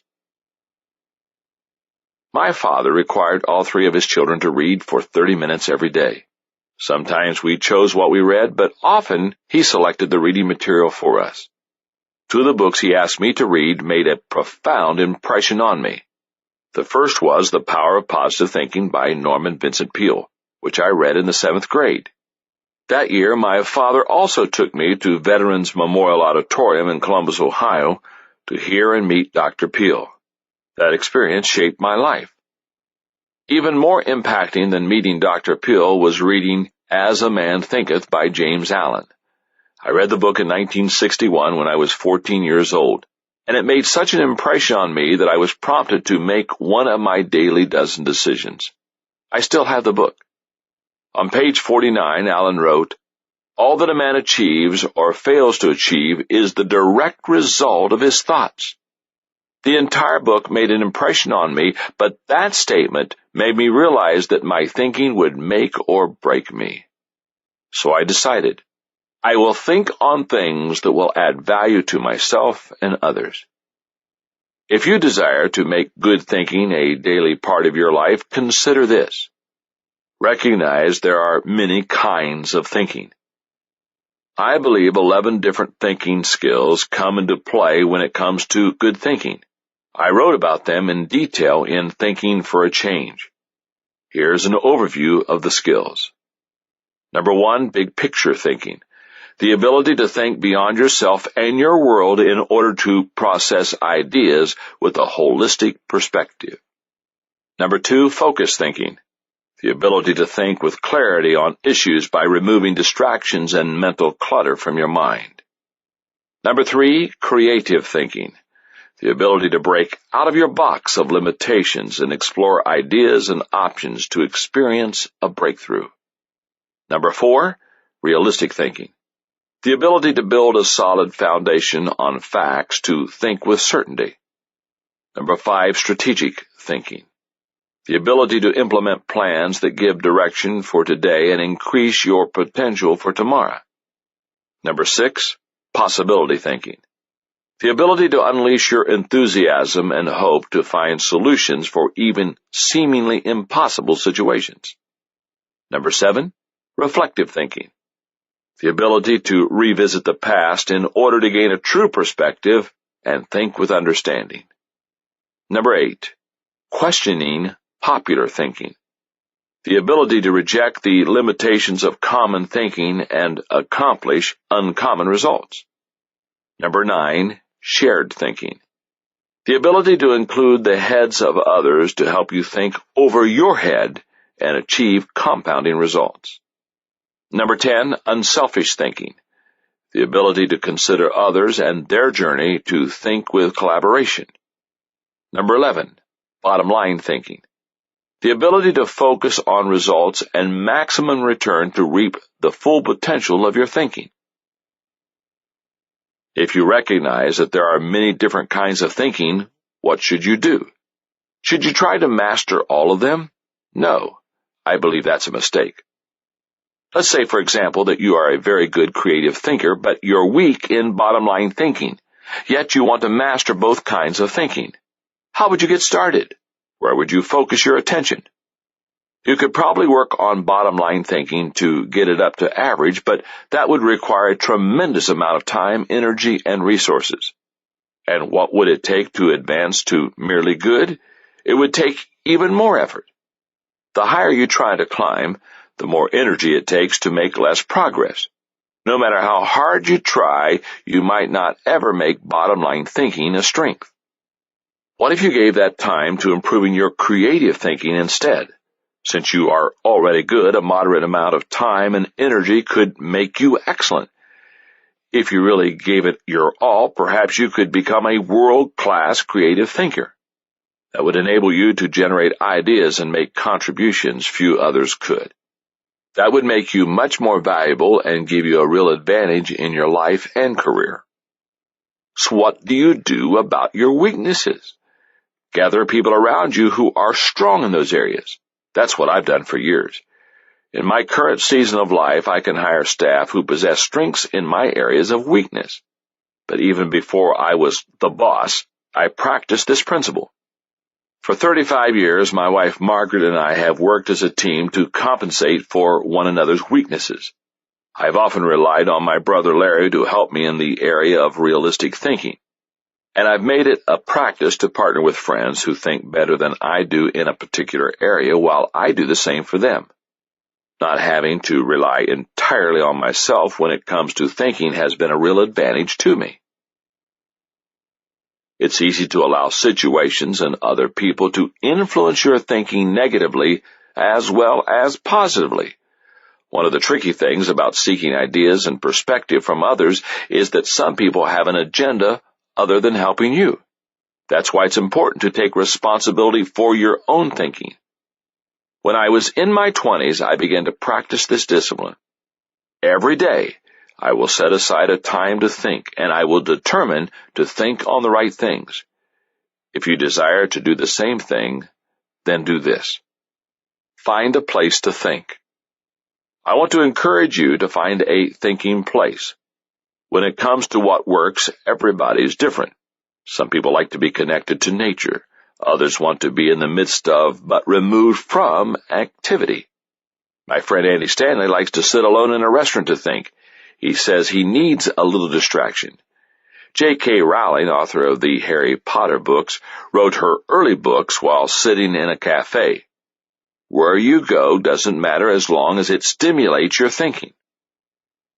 Set aside think time every day. As important as finding the right place to think is carving out the time. I do nearly all my best thinking early in the morning, except for reflective thinking. I usually do that in the evenings before I go to bed. That's when I review my day and try to measure how I did with my daily dozen. But all the other kinds of thinking come best to me in the morning. I often wake up in the wee hours and spend time just getting ideas on a legal pad while sitting in my thinking chair. I recommend that you try to discover the time of day when your thinking is the sharpest. Then set aside a block of time every day just to think. I believe you'll find that you're much more productive and focused as a result. Capture your thoughts. I always write down my thoughts. When I'm in my thinking spot, I use a legal pad. The rest of the day, I keep a small leather-bound notebook with me. I even have something to write with next to my bed at night, a small pad with a light attached that illuminates when you remove the pen. That way I can write a note while still in bed without disturbing Margaret by turning on a light. Have a system and use it. Try to improve your thinking every day. It's true that the more thinking you do, the better you become at it, but you can quickly improve your thinking if you do the following on a daily basis. Number 1, focus on the positive. Thinking alone won't guarantee success. You need to think about the right things. Negative thinking and worry actually hinder the thinking process rather than improve it. I believe in this so wholeheartedly that the first book I wrote was a collection of short, uplifting, and instructive chapters. I called it Think on These Things, based on a Bible passage that always inspired me. Whatever is true, whatever is honorable, whatever is just, whatever is pure, whatever is pleasing, whatever is commendable, if there's any excellence and if there is anything worthy of praise, think about these things. Focus on the positive, and your thinking will move in a positive direction. Number 2, gather good input. I've always been a collector of ideas. I do a lot of reading, and I continually file the ideas and quotes I find. I found that the more good ideas I'm exposed to, the more my thinking improves. And number 3, spend time with good thinkers. If you were to interview a group of top executives in any profession, you would find that well over half had had the benefit of being mentored at some time in their careers. And I believe that the greatest benefit anyone receives in that kind of relationship is learning how the mentor thinks. If you spend time with good thinkers, you will find that the exposure sharpens your thinking. When I was young and highly energetic, I was all for action. But the longer I live, the more I cherish my thinking time. Perhaps that's because I have begun to realize the value it has brought to me. In my teens, my thinking began to be focused on that which was positive. In my 20s, my thinking separated me from many of my peers. In my 30s, my thinking gave me an audience and a following. In my 40s, my thinking took my work to a much higher level. In my 50s, my thinking has taken me to a much higher level. And the best part is that I'm not done yet. I believe my best thinking is still ahead of me. I'm always trying to increase the quantity and the quality of my thinking because few things give as great a return as good ideas. When a person's thinking is good, a lot of other things in life take care of themselves. Decision number 6. Today's commitment gives me tenacity. What were you born to do? What do you think your future holds? Do you believe that you have a purpose or a destiny? If so, will you fulfill it? To become the person you have the potential to be, you will need great tenacity. That quality comes from commitment. Listen to these truths concerning commitment. Commitment can change your life. Think about a time in your life when you made a real commitment to do something differently. Didn't your life change as a result? It may have not turned out exactly as you expected, but it undoubtedly set you on a new course. If you want to change, you must embrace commitment. Your commitment will be tested every day. I think many people see commitment as an event, something that is done in a moment. They say, I do in a wedding ceremony. They shake hands to close a business deal. They buy a treadmill in order to exercise. But the commitment doesn't end with that decision. It's just getting started. And you better believe that any time you make a commitment to something, it will be tested. That happens in any number of ways. Experiencing failure. Perhaps the greatest challenge to commitment is failure. Olympic gold medalist Mary Lou Retton says, achieving that goal is a good feeling, but to get there, you have to also get through the failures. You've got to be able to pick yourself up and continue. Having to stand alone. When you want to accomplish something, people will try to distract you. They will challenge you. They may even try to get you to compromise your values. It may be unintentional. It may be because they're worried that if you grow, they will feel left behind. In those moments, you need to ask yourself, who am I trying to please? If you desire to please yourself by following through on your commitments to yourself, there will be times that you need to stand alone. Facing deep disappointment. Let's be honest, a lot of things can go wrong in life. How are you going to react in the face of those disappointments? Sportscaster Harry Callis once introduced Philadelphia Phillies outfielder Gary Maddox by saying, Gary has turned his life around. He used to be depressed and miserable. Now he's miserable and depressed. That's not how you want to end up. I don't think I really understood the true value of commitment until 1976. I was the senior pastor of one of the fastest-growing churches in Ohio, and the success we were seeing necessitated a $1 million expansion on our facilities. But there was a problem. I was only 29 years old, and I had never led a major building program. Frankly, the task seemed impossible. But at the same time, the future of the church absolutely depended on its success. That's when I made a life decision concerning commitment. If something is worth doing, I will commit myself to carrying it through. Little did I realize how much that commitment would be tested.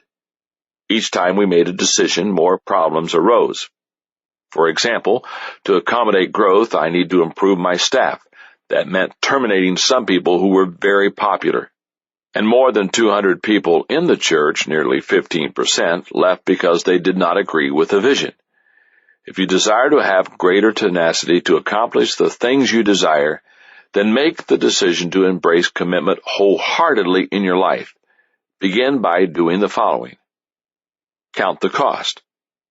After the Nazis drove the British Army from the European continent at Dunkirk and obtained France's surrender in June of 1940, the Germans were certain that victory in Europe was at hand and that Great Britain would seek a peace agreement. France also believed that that was true. French General Maxwell told Charles de Gaulle, who was a colonel at the time, "When I've been beaten here, England won't wait a week before negotiating with the Reich."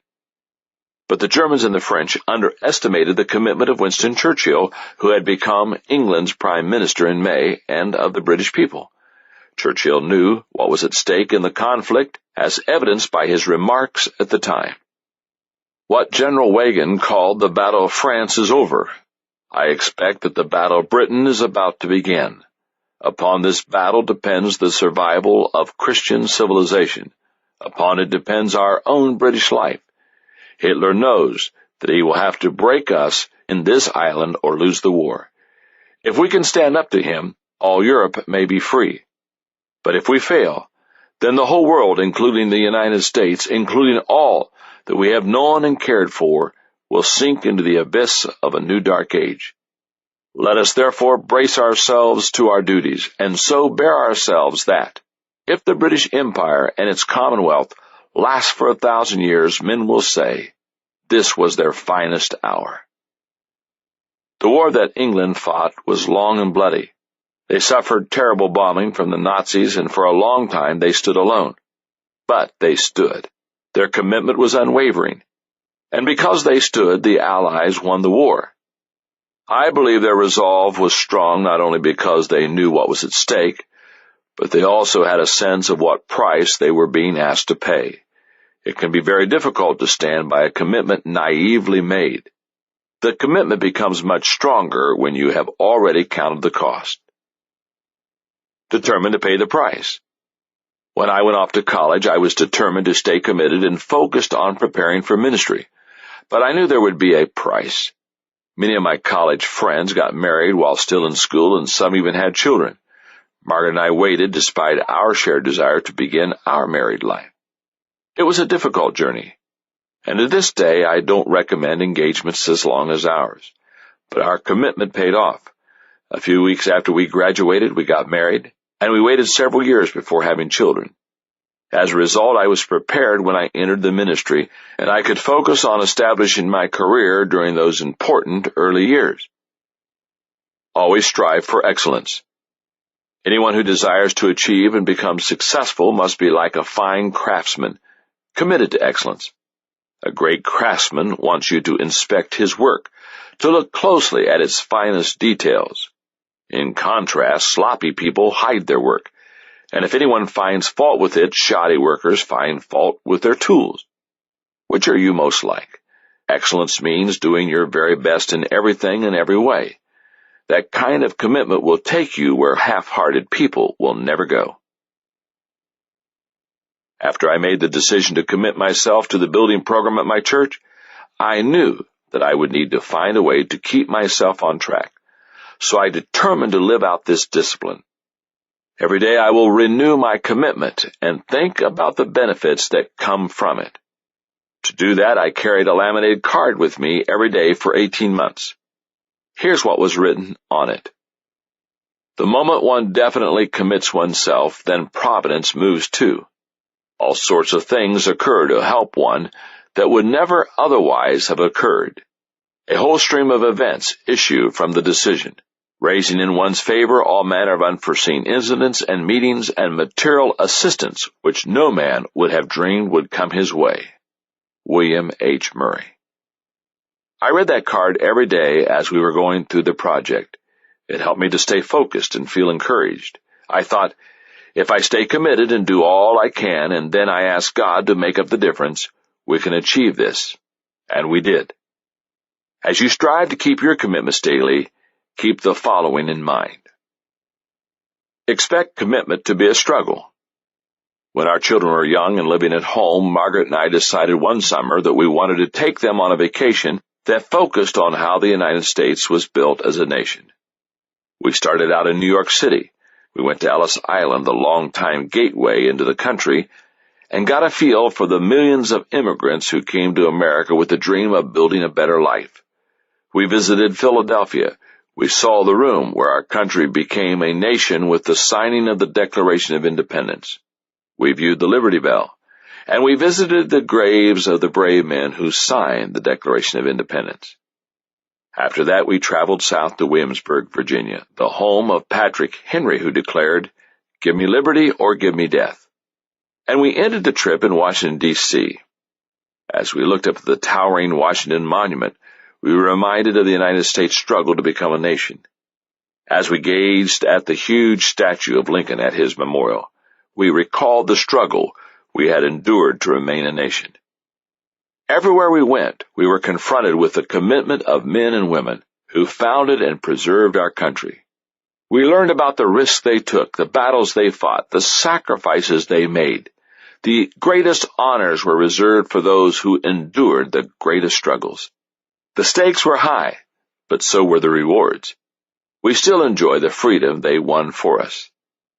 That trip taught a great lesson to our family. Anything worth having is going to be a struggle.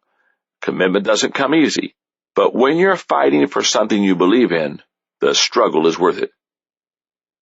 Focus on choices, not conditions. In general, people approach daily commitment in one of two ways. They focus on the external or the internal. Those who focus on the external expect conditions to determine whether they keep their commitments. Because conditions are transitory, their commitment level changes like the wind. In contrast, people who base their actions on the internal focus on their choices. Each choice is a crossroad, one that will either confirm or compromise their commitments.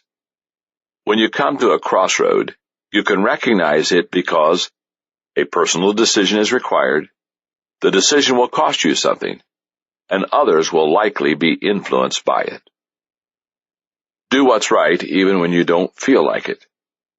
Thomas A. Buckner said, "To bring oneself to a frame of mind and to the proper energy to accomplish things that require plain hard work continuously is the one big battle that everyone has.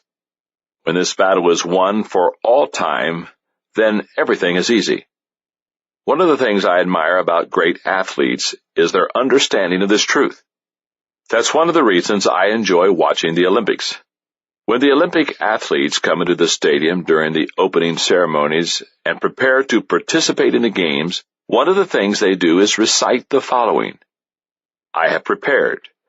I have followed the rules. I will not quit." Anyone who can say that with integrity can be proud of him or herself, no matter what happens afterward. I believe my commitment continues to be a key to life. That's true in my marriage, my career, my spiritual life. There's not an area that it doesn't touch. 28 years after settling the commitment issue in my life, I look back and realize the importance of that decision. In my 20s, my commitment made up for my inexperience. In my 30s, my commitment motivated many to follow my leadership.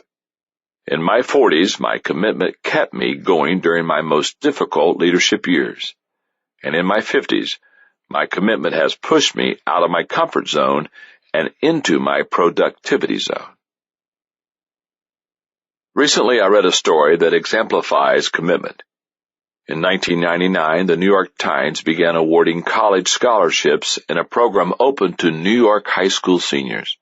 The stated goal was to support the aspirations of students who hoped to build on their achievements in college and to make significant contributions to society.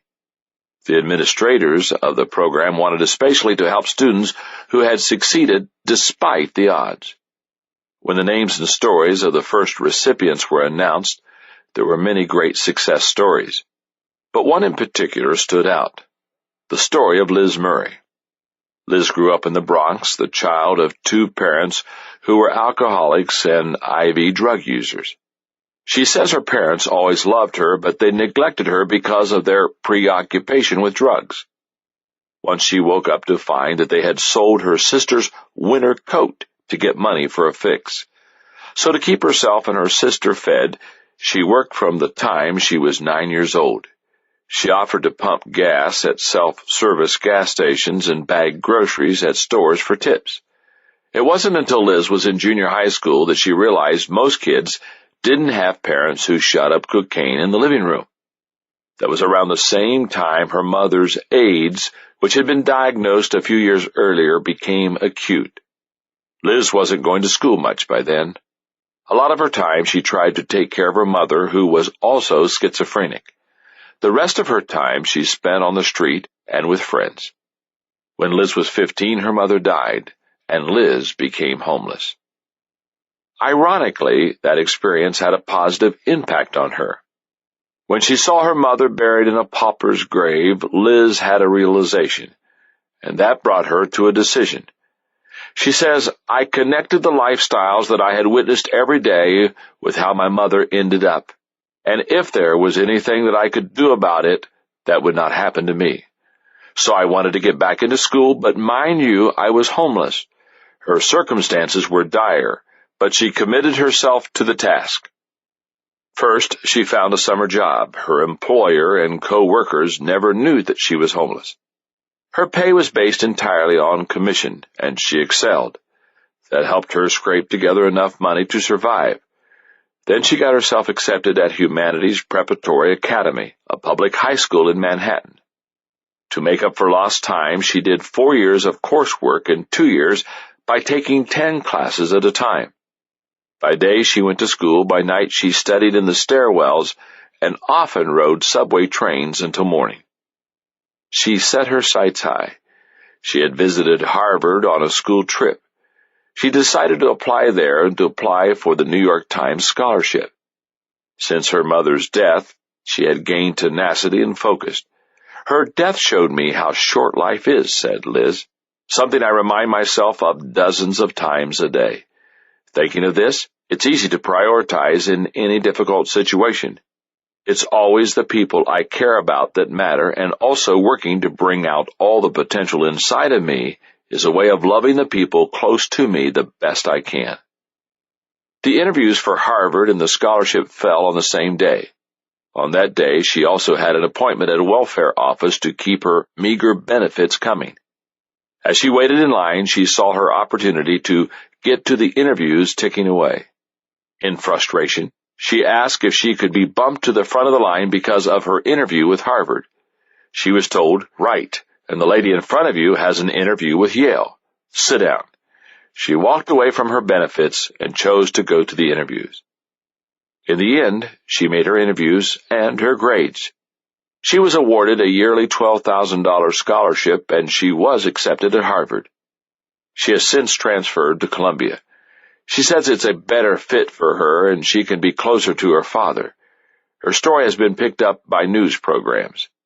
Lifetime made it into a movie, and she's currently writing it in a book format. She inspires everyone she meets. Her father, who is HIV positive and currently living drug-free, says that she is his hero. But Liz takes it all in stride. When asked about her philosophy, she summed it up this way: "There's always a way through things if you work hard enough and look close. It all depends on your level of determination." Hard work and determination. That sounds like a good description of commitment. Decision number 7. Today's finances give me options. O'Donnell Olson quips that the average American is busy buying things he doesn't want with money he doesn't have to impress people he doesn't like. There isn't an aspect of life that financial matters don't touch. And when people don't handle finances well day to day, it causes huge problems. Take a look at 3 simple truths about finances. Number 1, money won't make you happy. Even though most people would say they agree with the saying, money won't buy happiness, they sometimes act as if they think it's true. Why else would they make money such a high priority or compromise their values to get it? As a young man, I may have suspected that people with money were happier than people without it, but as I began counseling people with above-average incomes, I found that they had no advantage over people with low incomes. Automaker Henry Ford said, "Money doesn't change men, it merely unmasks them. If a man is naturally selfish or arrogant or greedy, the money brings it out. That's all. You are what you are, no matter how much or how little money you have." Number 2, debt will make you unhappy. Having money may not make people happy, but owing money is sure to make them miserable. Novelist Samuel Butler, who satirized the Victorian life in England, wrote, "All progress is based upon a universal innate desire on the part of every living organism to live beyond its income. Yet the truth is that if your outgo exceeds your income, then your upkeep will be your downfall." Number 3, having a financial margin gives you options. The bottom line is that money is nothing but a tool. It is good for helping one achieve goals, but the goal of getting money for its own sake is ultimately hollow. If you have very little money, you have fewer choices. If you want to live where it's most convenient to your job, you may not be able to if you lack money. You may not be able to send your children to the school you want. You may not be able to afford a reliable car. You may not be able to take off time from work to see your children's ball games or recitals. You may not be able to switch careers to something you love. You may live every month from paycheck to paycheck. And you may not be able to stop working when you're 65, 70, or even older. When I was growing up, it was obvious very early that my brother Larry and I had very different attitudes toward money. We were complete opposites. As a kid, all Larry wanted to do was work and make money.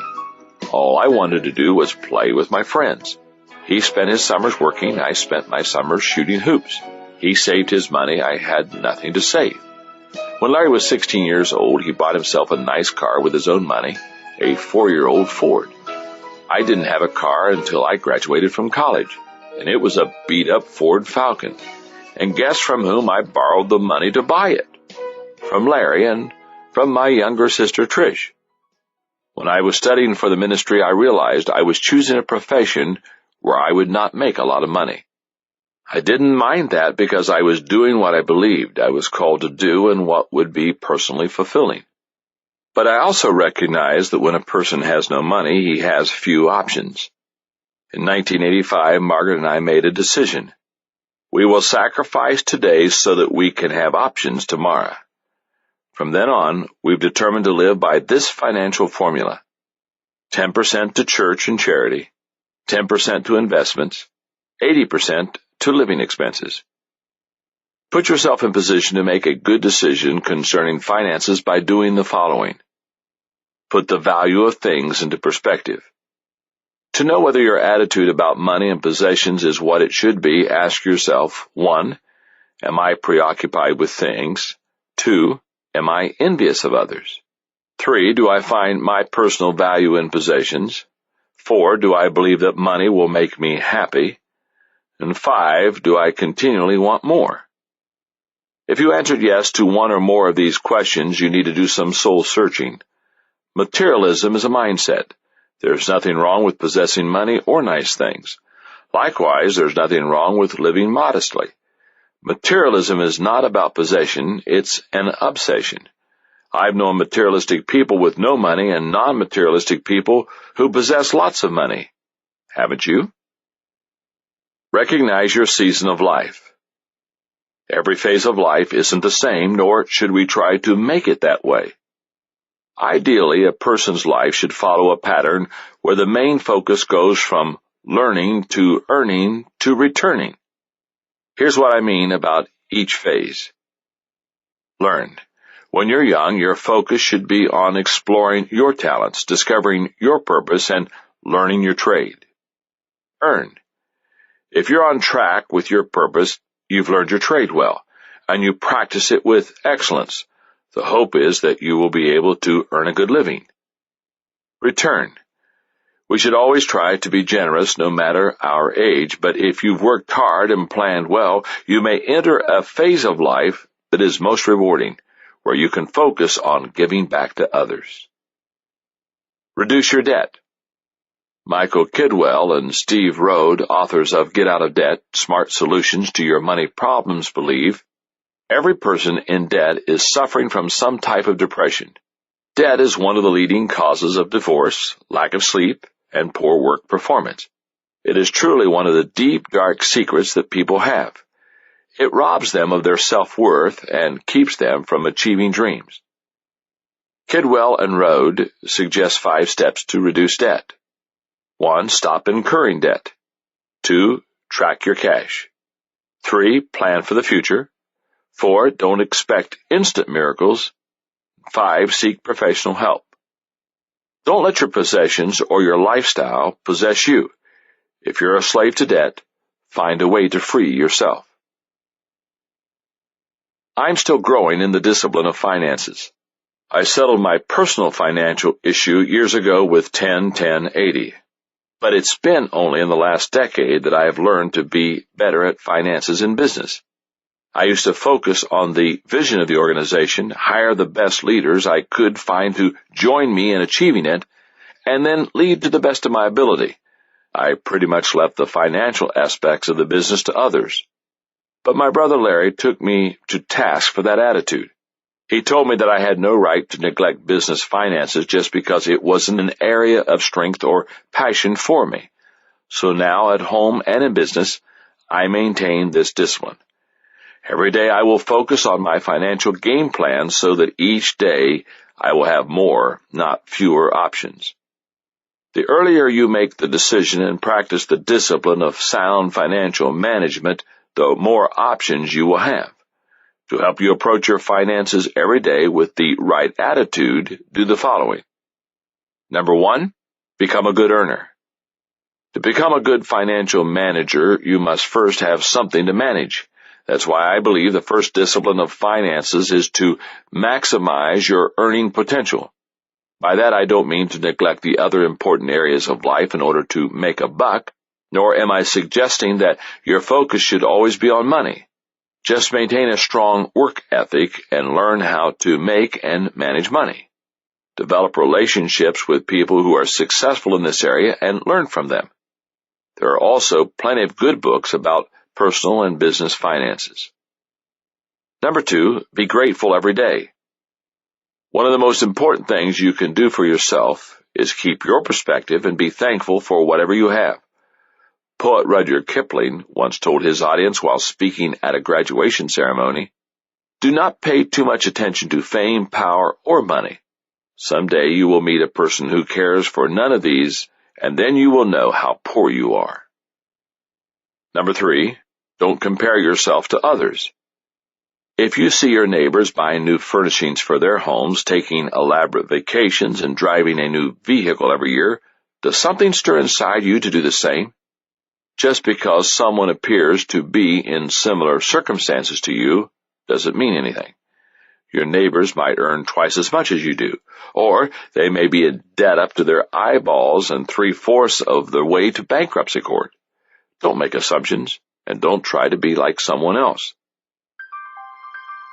As I look back at my life in light of finances, I realize that my thinking has changed over the years as I've gotten more mature and more realistic.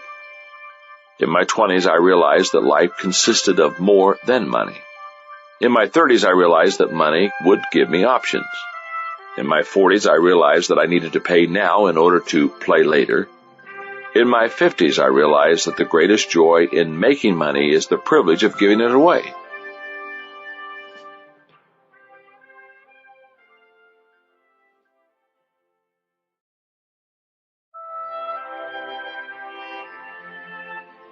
Decision number 8.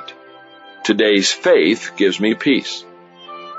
Knowing my background, you're probably not surprised that faith is one of my daily dozen. My faith is the most important thing in my life, but I'm very sensitive to the fact that others may have a very different point of view, and I never push my faith on anyone. I want to be sensitive to your views concerning faith. Therefore, I will share with you my personal spiritual journey with the hope that it will encourage you to explore this aspect of your own life. I sincerely believe that faith holds the key to life's meaning. Consider a few of the things faith does. Faith gives me a divine perspective today. There are a lot of things in life that are difficult to understand. Faith allows the soul to go beyond what the eyes can see, or, to put it another way, as author Philip Yancey says, faith is trusting in advance what will only make sense in reverse. If you're a parent, then you already understand how this works. When children are small, they ask a lot of questions. Sometimes we tell them something and their life experience doesn't provide them with what they need to grasp it. It's like trying to explain to a 3-year-old that if he falls into a swimming pool when no one is around, he'll drown. But why, he asks. How do you know? You try to explain, but at some point all you can say is, you just have to trust me on this.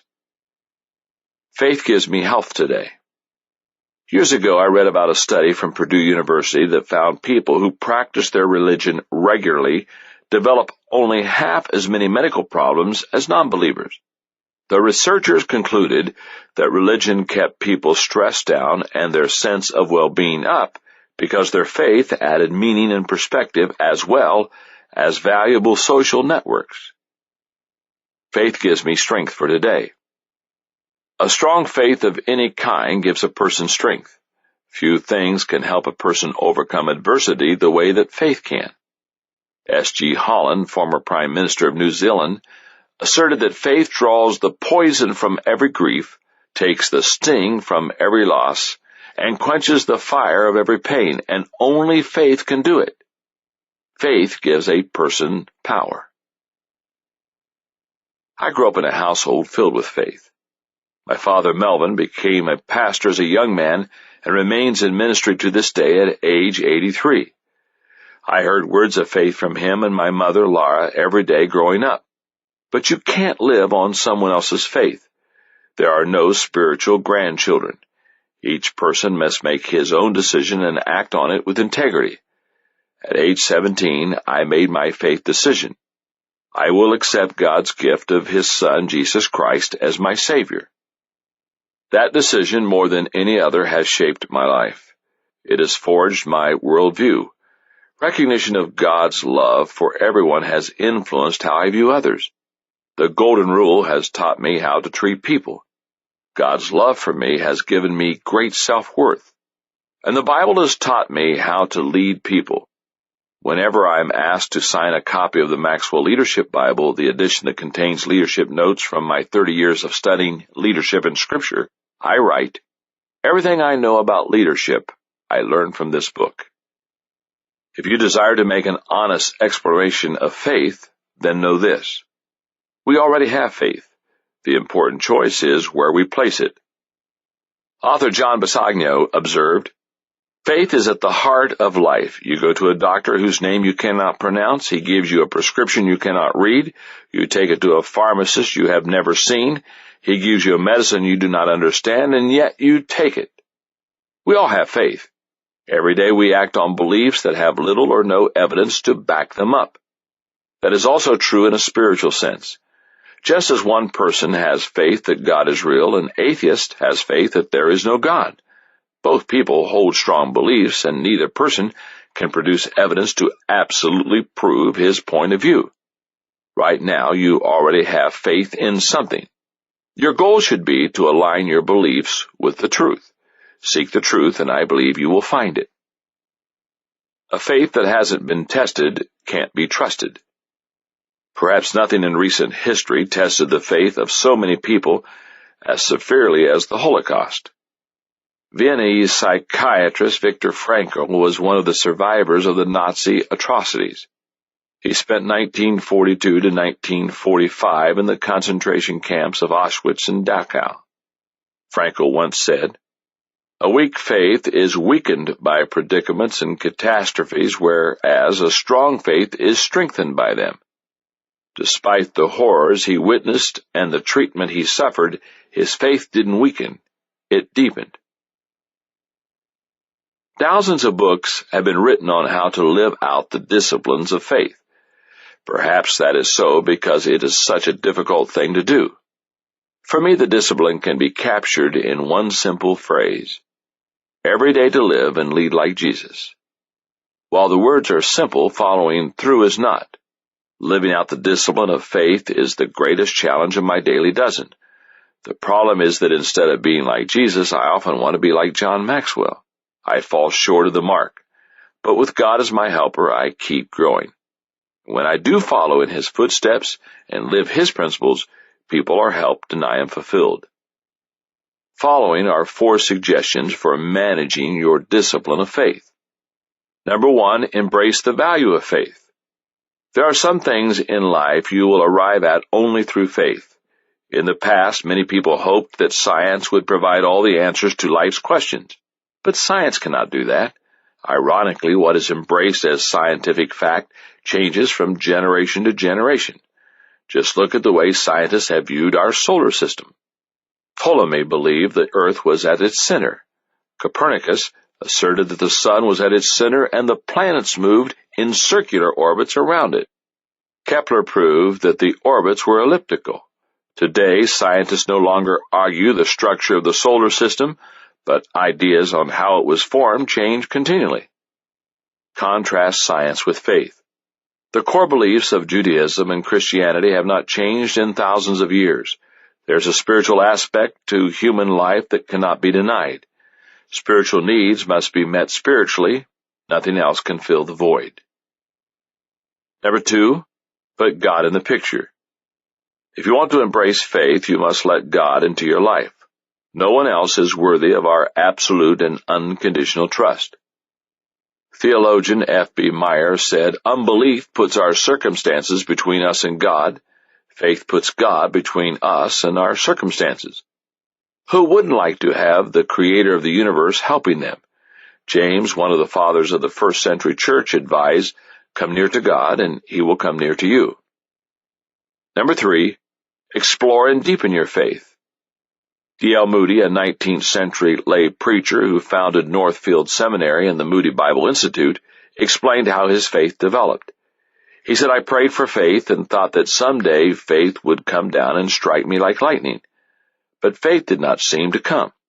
One day I read in the 10th chapter of Romans, faith comes by hearing, and hearing by the Word of God. I had closed my Bible and prayed for faith. I now opened my Bible and began to study, and faith has been growing ever since." St. Augustine of Hippo observed, "Faith is to believe what we do not see, and the reward of this faith is to see what we believe." When I made my faith decision back in 1964, I knew at the time I was doing the right thing for myself spiritually. But I didn't know that I would see what I believe play out so dramatically in my life. In my teens, my faith gave me assurance of eternal salvation. In my 20s, my faith gave me meaning and fulfillment. In my 30s, my faith gave me a platform to help others. In my 40s, my faith gave me a foundation for my leadership. And in my 50s, my faith gave me a peace that cannot be given by others or taken away by them. I cannot imagine how my life would have played out without my faith at the center of it. Ever since he was a kid, Rick Husband wanted to be an astronaut. He remembered seeing his first space launch at age 4, and he was fascinated by the Gemini and the Apollo missions. Patty Reagan, a friend whose family had been close to the Husbands for 3 generations, said, "Rick wanted to be an astronaut from the time he was in the 4th grade, and he did everything he needed to do that." When Husband went off to college at Texas Tech, He studied mechanical engineering and became a member of the Air Force ROTC. He completed undergraduate pilot training and then began his career as an F-4 fighter pilot in the Air Force. Before long, he became a flight instructor and then a test pilot. As a program manager, he helped work on an increased performance engine. He became an F-15 demonstration pilot, and he participated in a pilot exchange program with the RAF. In all, he had logged more than 3,800 hours of flight time in more than 40 different kinds of aircraft. He was among the best of the best. Along the way, not only did he earn his master's degree in mechanical engineering from Cal State Fresno, but he also got married and had 2 children. He was respected not only for his skill in his career, but also for his faith and his devotion as a husband and a father. In December of 1994, husband finally realized his dream of becoming an astronaut and began training a few months later. In 1999, he went into space for the first time as pilot of the Space Shuttle Discovery, and he loved it. One of the most enjoyable things about flying in space is getting to see God's creation from a different perspective, said husband. There are just so many different beautiful aspects of the views you get to see out there that it is an awe-inspiring sight, almost no matter in which direction you're looking. Husband's next trip into space was aboard the Columbia, and this time he commanded the mission. As usual, his family watched the launch in Florida. That was always the most nerve-wracking time. When Rick's wife, Evelyn, described it, she said that the worst is in the first couple of minutes because of the Challenger. When I saw the rocket boosters come off, that pretty much does it for me because I feel like we're home free. Little did anyone suspect that the real danger would be when Columbia was making its final descent to land at Kennedy Space Center. On February 1, 2003, at about 9 a.m., the Space Shuttle Columbia disintegrated over the Dallas-Fort Worth area, just a few hundred miles from where Rick's husband grew up. The entire crew of 7 was lost. Just 2 days after the tragedy, Evelyn's husband was interviewed by Katie Couric on the Today Show. She was remarkably composed. She talked about how the families of all Columbia's astronauts had come together to comfort one another, how they were grieving together, and how supportive NASA had been. She expressed her desire that space exploration continue. And she also explained how she was making it through a difficult time. When Rick autographed pictures for people, he always put a Bible verse on it that was Proverbs 3:5-6, which says, "Trust in the Lord with all your heart and do not lean on your own understanding. In all your ways acknowledge Him and He will make your path straight." And that verse has been a blessing to me and Rick, and now it's a tremendous blessing to me because I don't understand any of this, but I do trust the Lord, and so that's been a tremendous comfort. If you desire to have the kind of peace that Evelyn's husband has and the assurance that she and Rick enjoyed, then make a faith decision and learn to deepen and live out your faith daily. Decision number 9. Today's relationships give me fulfillment. Think back to the most important experiences of your life, the highest highs, the greatest victories, the most daunting obstacles overcome. How many happened to you alone? I'll bet there are very few. When you understand that being connected to others is one of life's greatest joys, you realize that life's best comes when you initiate and invest in solid relationships. You'll enjoy life more if you like people. Of the people you know, which seem to have the most fun in life? Think about them a moment. Would you describe them as negative, suspicious, surly, and antisocial? Of course not. When have you known someone with those characteristics who loved life and had a lot of fun? The Scrooges of life don't enjoy much of anything. On the other hand, people who love people usually have a ball. If you like people, then no matter where you go, you'll meet a friend. You'll get farther in life if people like you. Consultant John Luther observes, natural talent, intelligence, a wonderful education, none of these guarantees success. Something else is needed. The sensitivity to understand what other people want and the willingness to give it to them. Worldly success depends on pleasing others. No one is going to win fame, recognition, or advancement just because he or she thinks it's deserved. Someone else has to think so too. There's an old saying in sales: all things being equal, the likable person wins. But all things not being equal, the likable person still wins. There's no substitute for relational skill when it comes to getting ahead in any aspect of life. People are any organization's most appreciable asset. There are plenty of personal reasons to cultivate positive relationships, but there are also other practical ones. Any organization that succeeds does so because of its people. It doesn't matter whether it's a business, sports team, church, or society. Organizationally, you live or die with your people. That's why Jim Collins, author of From Good to Great, writes about the importance of recruiting, or as he calls it, getting the right people on the bus. When I was in my early teens, my father encouraged me to read How to Win Friends and Influence People by Dale Carnegie. I've always remembered the advice that the master of relationships gave in the book.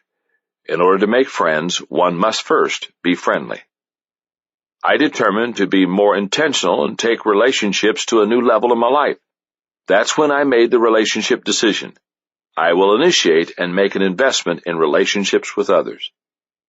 To have the kind of solid relationships that bring fulfillment, you have to change your mindset when it comes to dealing with others. Here are some ways that you can do that. Place a high value on people. Let's face it, if you don't care about people, you are unlikely to make building good relationships a priority in your life.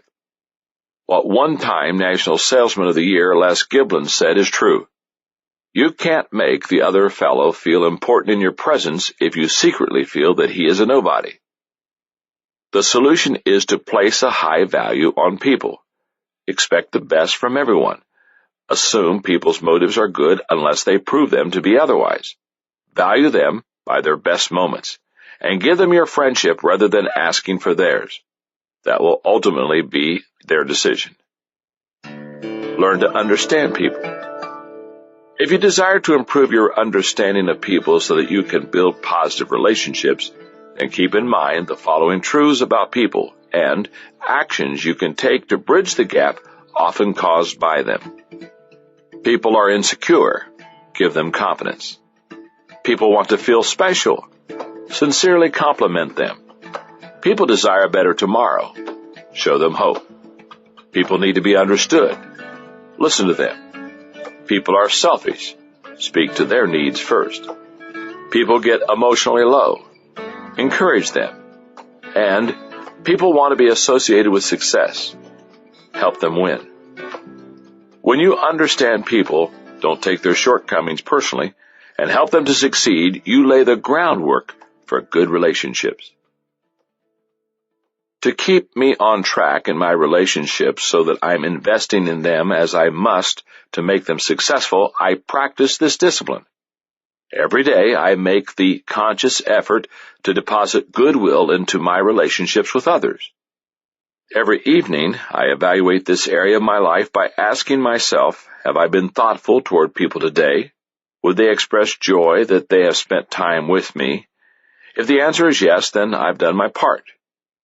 If you want to improve your relationships through your everyday actions, then do the following. Put others first. The most basic way to put others first is to practice the golden rule. Do unto others as you would have them do unto you. If you take that mindset into all your relationships with others, you can't go wrong. Don't carry emotional baggage. Few things weigh as much as old hurts and offenses carried day after day in a person's life. If you want to enjoy your time with other people, you've got to get rid of that kind of stuff. You can't keep score of old wrongs and expect to make relationships right. If someone has hurt you and you need to address it and get it out onto the table, then do it right away. Resolve it and get beyond it. If it's not worth bringing up, forget about it and move on. Give time to your most valuable relationships. Most people give away their relational energy on a first-come, first-served basis. Whoever gets their attention first gobbles up their time and relational energy. That's why the squeaky wheels instead of the high producers at work consume so much attention, and why so many people have nothing left to give when they get home from work. You already know that I believe your family provides the most valuable relationships in your life. They should come first as you plan to spend your time. After that should come your next most important relationships. It's a matter of practicing good priorities. As I grow older, what I cherish most is my relationships. I've been very fortunate in this area of life for a long time. Over a 2-year period when I was in my 20s, I was best man in 8 weddings. I can't count the number of friends I have. I enjoy a great marriage. I've built relationships that have lasted for decades. Every week, my assistant receives a call from someone who describes himself as my best friend. And every day I receive emails from people I love. As I look back, I realize that in my 20s, my relationships filled my days with joy. In my 30s, my relationships gave me wisdom and insight. In my 40s, my relationships lifted me to a higher level. And in my 50s, my relationships provide me with wonderful memories. Has someone who was bigger, faster, and better than you ever come alongside of you and taken an interest in you? That's what Dr. Bill Bright, the founder of Campus Crusade for Christ, did for me. In my circles, he was a legend. He's what I call a level 5 leader, someone who's larger than life, a leader people follow because of who he is and what he represents. In the 1950s, he and his wife, Annette, made a declaration that they would become slaves for the sake of their faith, and they have lived out that commitment. His worldwide organization has nearly 13,000 employees and more than 10,000 trained volunteers. He has been awarded the Templeton Prize for the Advancement of Religion. Billy Graham called him a man whose sincerity and integrity and devotion to our Lord have been an inspiration and a blessing to me ever since the early days of my ministry. 20 years ago, Bill took me under his wing and became my mentor. He always made time for me. When I had leadership questions, he graciously answered them. He became a model of visionary leadership to me, challenging me to think bigger, to reach farther, to give more of myself. But he was also my friend. He loved me and gave to me with absolutely no thought of getting anything in return. In 2001, I had the privilege of honoring Bill Bright at one of our conferences with a Catalyst Award for Lifetime Achievement for being a leader, pioneer, mentor, and friend of leaders for 50 years. He was very gracious when he accepted it. He received so many awards over the decades that it probably didn't mean much to him. But it was a big deal to me, especially since I knew he was dying. During the ceremony, I read a letter that I had composed and delivered to Bill after I received word that he was diagnosed with pulmonary fibrosis. I remember writing it on a plane and just weeping, and I was embarrassed when the flight attendant asked me if I was okay. I wanted to let Bill know how much he meant to me. In part, the letter said, "Bill, the greatest deposit you have made in my life is your personal interest in me. Often you have said with affection, 'My dear John.' Each time those words have touched my heart. It was your belief in me that placed me on a program of a conference in 1983. And as I sat beside Lloyd Ogilvy, Ray Stedman, Chuck Swindoll, John Stott, Chuck Colson, and you, I realized this 37-year-old kid was way over his head. Why would you pick me out of a crowd of leaders in South Korea and ask me to ride in your car in the motorcade? You honored me when I was asked to speak at your international conference. You lifted me to a higher level when you wrote a chapter in my prayer partner book. Over the years, I've benefited from your notes, phone calls, and personal encouragement. But my greatest moment with you was after lunch we shared together in the late 80s, when I felt the load of leadership and you asked me to kneel beside you. That day, as I knelt beside you, you laid hands on me and you prayed for God to strengthen me. We embraced, and God did answer your prayer. In March of 2003, I was surprised by a note I received from Bill. In it, he invited me to take his place as chairman of Global Pastors Network, an organization he founded to equip leaders around the world.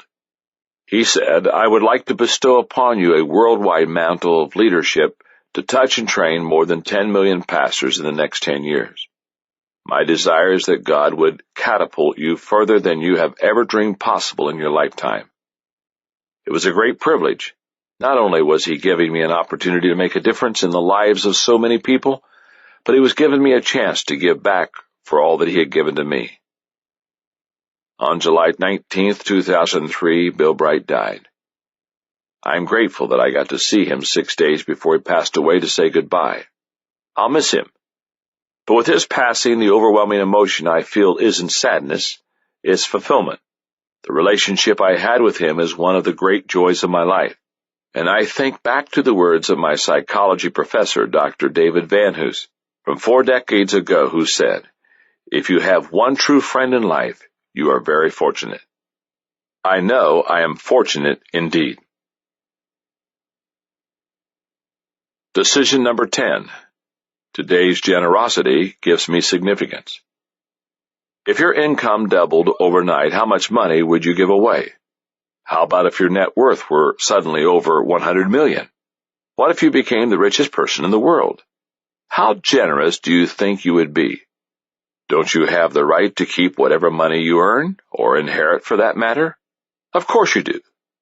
But what you have the right to do isn't the point. What would it be best for you to do? Why should we be generous? I believe there are many reasons, but here are just 3. Number 1, giving turns your focus outward. No one likes to be around people who think only of themselves. In contrast, nearly everyone enjoys being around people who are giving. Biographer and literary critic Van Wyck Brooks stated, "How delightful is the company of generous people, who overlook trifles and keep their minds instinctively fixed on whatever is good and positive in the world around them." People of small caliber are always caring. They are bent on showing their own superiority, their knowledge or prowess or good breeding. But magnanimous people have no vanity, they have no jealousy, they have no reserves, and they feed on the true and the solid wherever they find it. And what is more, they find it everywhere. Number 2, giving adds value to others. One of the most significant things a person can do while on this earth is help others. In this life, the measure of a person isn't the number of people who serve him or the amount of money he amasses, it's how many people he serves. The greater your giving, the greater your living. U.S. President Woodrow Wilson said it this way, "You are not here merely to make a living. You are here in order to enable the world to live more amply, with greater vision, with a finer spirit of home and achievement. You are here to enrich the world, and you impoverish yourself if you forget the errand." No one stands taller in the climb to success than when he bends over to help someone else up. Number 3, giving helps the giver. Doesn't it make you feel good when you do something for another person? Don't you feel especially rewarded when the person's need is acute?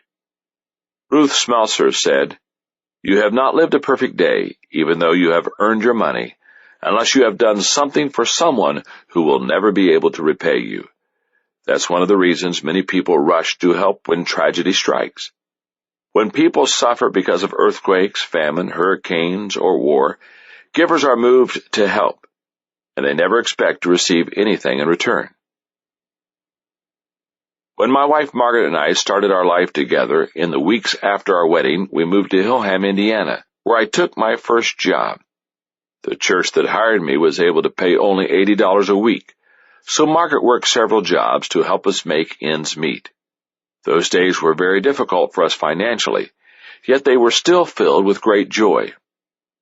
At that time, my brother Larry was tasting early success in the business world and was doing very well financially.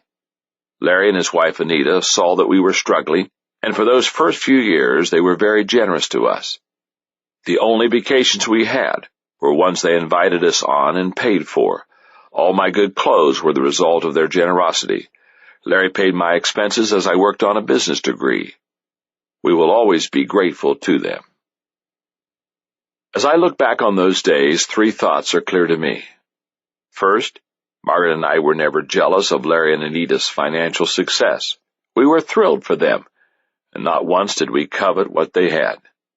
Second, we could see that their generous spirit was a tremendous source of joy for them and a blessing for us. Third, it was then, in 1970, that I realized the incredible value of having a generous lifestyle toward others. That's when I made another of my life decisions. I will live to give. Margaret and I recognize that greatness is not defined by what a person receives, but by what a person gives. True generosity isn't a function of income. It begins with the heart. It's about serving others and looking for ways to add value to them. That's the way to achieve significance in your life. If you desire to become generous and make generosity part of your daily life, then do the following. Give others your money. The way people handle money colors their attitude about many other aspects of their lives. Wherever your money is, that's where your attention goes. Haven't you found that to be true? If you invest heavily in the stock market, you probably check the financial page or your earnings statements frequently. If you spend a large amount of money on a house, you probably spend a lot of time and effort taking care of it. If you give a lot of money to a church or favorite charity, you care how the money is used and whether the organization succeeds. Give others yourself. What do people often value more than your money? The answer is your time and attention. Think about it. What takes greater effort, writing a check or giving your time? What shows the greater level of commitment? My friend Larry Burkett said, "Where there is no giving, there is no commitment." A child desires to have a parent's undivided attention more than anything else. Even sharp employees with great potential understand that a good mentor is more valuable than a mere monetary reward. Money may buy stuff, but a good mentor buys a better future. When you give the gift of yourself, you are being as generous as you can be. It's very easy to live only for yourself. In fact, that may be every person's natural bent. I know it's mine, but we can take another path, to be generous. My desire is to be the kind of person I would like to be around. To help with that, I practice this discipline, reminding myself every day I will add value to others. How do you do it? Here's how to start. Value people. This means treating everyone with respect. Know what people value. This means listening and seeking to understand others. Make myself more valuable. This means growing in order to give because I cannot give what I do not possess. And finally, do things that God values. Since He unconditionally loves people, so must I. I have a lot to be thankful for. As I look back and think about the idea of generosity, this is the pattern that emerges. In my 20s, generosity was modeled for me by my brother and many others. In my 30s, generosity became a priority in my life. In my 40s, generosity became a joy in my life. In my 50s, my generosity has begun to return to me tenfold. Margaret and I have tried to be generous for the last 30-plus years, and we have endeavored to plan our lives so that we can continue to be generous. What we do for ourselves alone dies with us, but what we do for others and the world remains and is immortal. Decision number 11.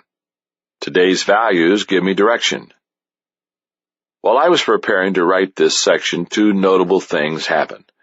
Sam Maxwell, former CEO of Imclone, who had pleaded guilty to securities fraud, bank fraud, conspiracy to obstruct justice, and perjury, was sentenced to more than 7 years in prison and ordered to pay nearly $4.3 million in fines and back taxes. The other notable thing was that Martha Stewart, founder of Martha Stewart Living Omni Media, and a friend of Maxwell, was indicted on charges of securities fraud, obstruction of justice, conspiracy, and making false statements to prosecutors and the FBI. Unless you've had your head in the sand since the beginning of the new millennium, you've grown sick of hearing such stories. Enron admits to inflating its income figures by $586 million over a few years and files Chapter 11 bankruptcy. WorldCom admits to overstating profits by $7.1 billion, costing 17,000 workers their jobs, and costing the company's stock 75% of its value. News breaks of the Catholic churches covering up improprieties by some priest. The list goes on and on. Every story reflects the incredible damage that can be done when individuals lose direction after failing to embrace and practice good values daily. George H. Loemer, one-time editor of the Saturday Evening Post, said, "Back of every life there are principles that have fashioned it. Those principles that guide your life are your values. After all, a person's core values are nothing more than principles that he or she has internalized. And those core values are critical to success because they function as, number one, an anchor. People without values are adrift on the ocean of life. When the waves come crashing down, they have no place to rest. Any big storm can threaten to put them under. Any current is liable to take them places they don't want to go. However, when you have strong values, you have something that holds you steady, even when the weather gets nasty. Number two, a faithful friend. Because your core values are the deeply held beliefs that authentically describe your soul, they become a companion to you throughout your life. They can be very reassuring. U.S. President Abraham Lincoln said, "When I lay down the reins of this administration, I want to have one friend left, and that friend is inside myself." Number three, your North Star. Once you have thoroughly examined your values and articulated them, you will be able to steer your life by them. You may add to your list as you become older and wiser, but if something is truly a core value, then it remains one for life. Over the years, I've taught a lot of lessons on values to leaders because values are critical to any kind of success. In preparing to write this book, I spent some time revisiting my own values. Now that I am in my 50s, I think I have finally created the list that will last me until the end of my life. I used that list to outline this book. I value my attitude because it gives me possibilities. I value my priorities because they give me focus. I value my health because it gives me strength. I value my family because it gives me stability. I value my thinking because it gives me an advantage.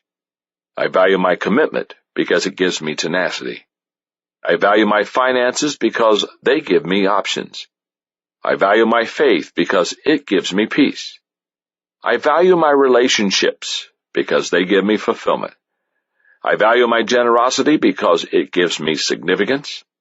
I value my values because they give me direction, and I value my growth because it gives me potential. With the guidance of those 12 values, I hope to fulfill the purpose of my life, which centers on three main areas. Number one, my family. To live a credible life so that my values are accepted by my family. Number two, my work. To influence as many people as possible in the shortest amount of time. And three, myself. To die with the satisfaction that I have served God, others, and my family. I grew up in a home where great values were taught and lived out, but I didn't make a conscious decision to embrace good values and live them out until 1970 when I was 23 years old. That year I read Spiritual Leadership by J. Oswald Sanders. It changed my life. It made me realize that I was not leading according to my values, and it gave me the courage to do the right thing even if it wasn't popular. I made the decision. I will lead others based on the values I embrace. I still have my copy of Spiritual Leadership because it marked me. Inside the back cover, I wrote 3 commitments that would shape the rest of my life. The book challenged me to, number 1, be God's man. No matter where my work takes me, I desire to be in the center of God's will. 2, to develop my potential to the best of my ability. I will never allow myself to be lazy, indifferent, or non-committal concerning spiritually lost people. And number 3, to be a true spiritual leader. God is my idol, Jesus is my pattern, and the Bible provides my direction. I will not, with God's help, be poured into another man's mold or teach what I do not believe. Comedian Fred Allen said, "You only live once, but if you work it right, once is enough." How can people work it right? By knowing their values and living by them every day. Do that and you will have few regrets at the end of your life. Here are some suggestions to help you get started. Managing your life according to your values isn't easy. Why?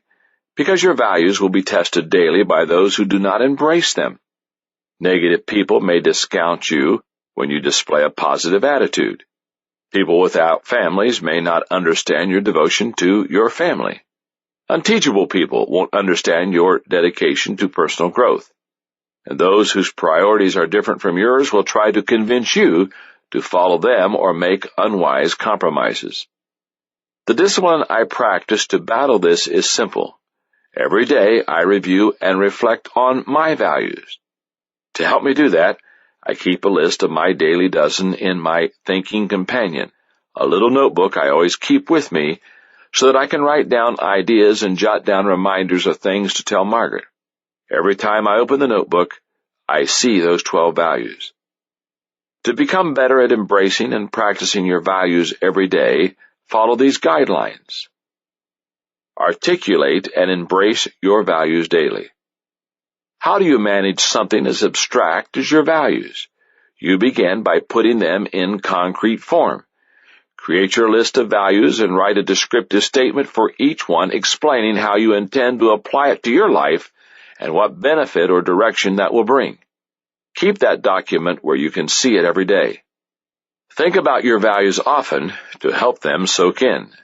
As you go through your day and face decisions, measure your choices against your values. And, whenever it's appropriate, talk about them.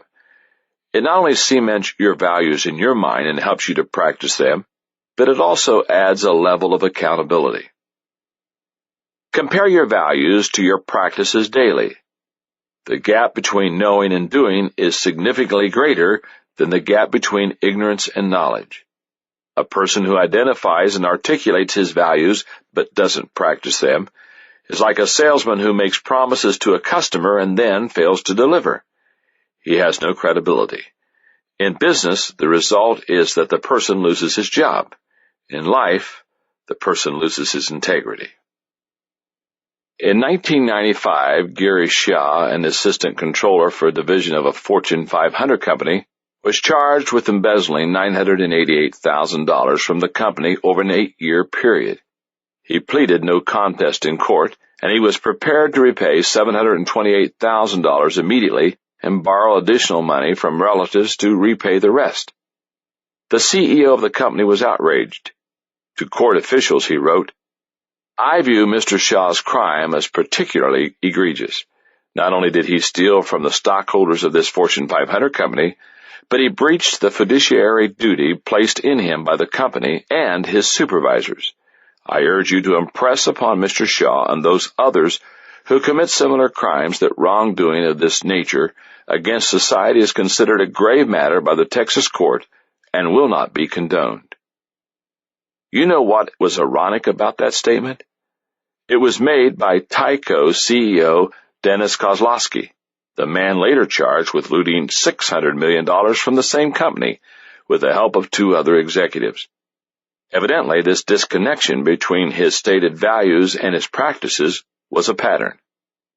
Discrepancies between values and practices create chaos in a person's life. If you talk your values but neglect to walk them, then you will continually undermine your integrity and credibility. And that will happen even if you are unaware of your behavior and are not doing it intentionally. As I reflect on the values decision I made in 1970, I realize that it has provided me direction in my personal and professional life. In my 20s, my values gave me courage to do the right thing. In my 30s, my values motivated me to leave my comfort zone and take big steps professionally. In my 40s, my values enabled me to have favor with other leaders. In my 50s, my values have given me great security. For 34 years, my values have provided a solid foundation on which I have built my life. Decision number 12. Today's growth gives me potential. Novelist Robert Louis Stevenson said, "To be what we are and to become what we are capable of becoming is the only end of life. Nearly all people would like to become who they are capable of being, yet I think many people don't. One reason is their misunderstanding of growth. They think growth is automatic. When we're children, our bodies grow automatically. Also, during that time, there are adults, such as our parents or teachers, who challenge us to grow mentally on a daily basis. So we get used to growing. The problem comes when we stop growing physically and we get out of school. We expect our bodies to take care of themselves as they did the first 20 years of our lives. And we think our minds will take care of themselves too, even though we no longer have anyone pushing us to improve. The truth is, if we don't take responsibility for our growth, it won't happen. Growth is not automatic. If you believe it simply comes with age, you might turn out like the subject of singer and comedian Tennessee Ernie Ford's comment. He started out at the bottom and sort of likes it there. Personal growth works exactly opposite to compounding interest in a bank account. If someone deposited a sum of money into an account the day you were born, the way to make it grow is not to touch it. But when it comes to your potential, you must tap into it to make it grow. They think growth comes from information. The greatest obstacle to growth is not ignorance. It's the illusion of knowledge. Have you ever known someone who was a font of data, yet could do nothing with it to benefit himself or others? Individuals like that are similar to encyclopedias, filled with information, but useless when unused. Life change is the proper measure of whether information makes a difference. They think growth comes with experience. Gilbert Arlen said, when an archer misses the mark, he turns and looks for the fault within himself. Failure to hit the bullseye is never the fault of the target. To improve your aim, improve yourself. A person who believes that growth comes simply as a result of experience is like an archer who keeps shooting arrows off target and believes he's improving because he keeps missing in the same place. Experience is good only if it's reflected on and one learns from both his mistakes and successes. Allow me to give you 4 specific reasons why growth matters today.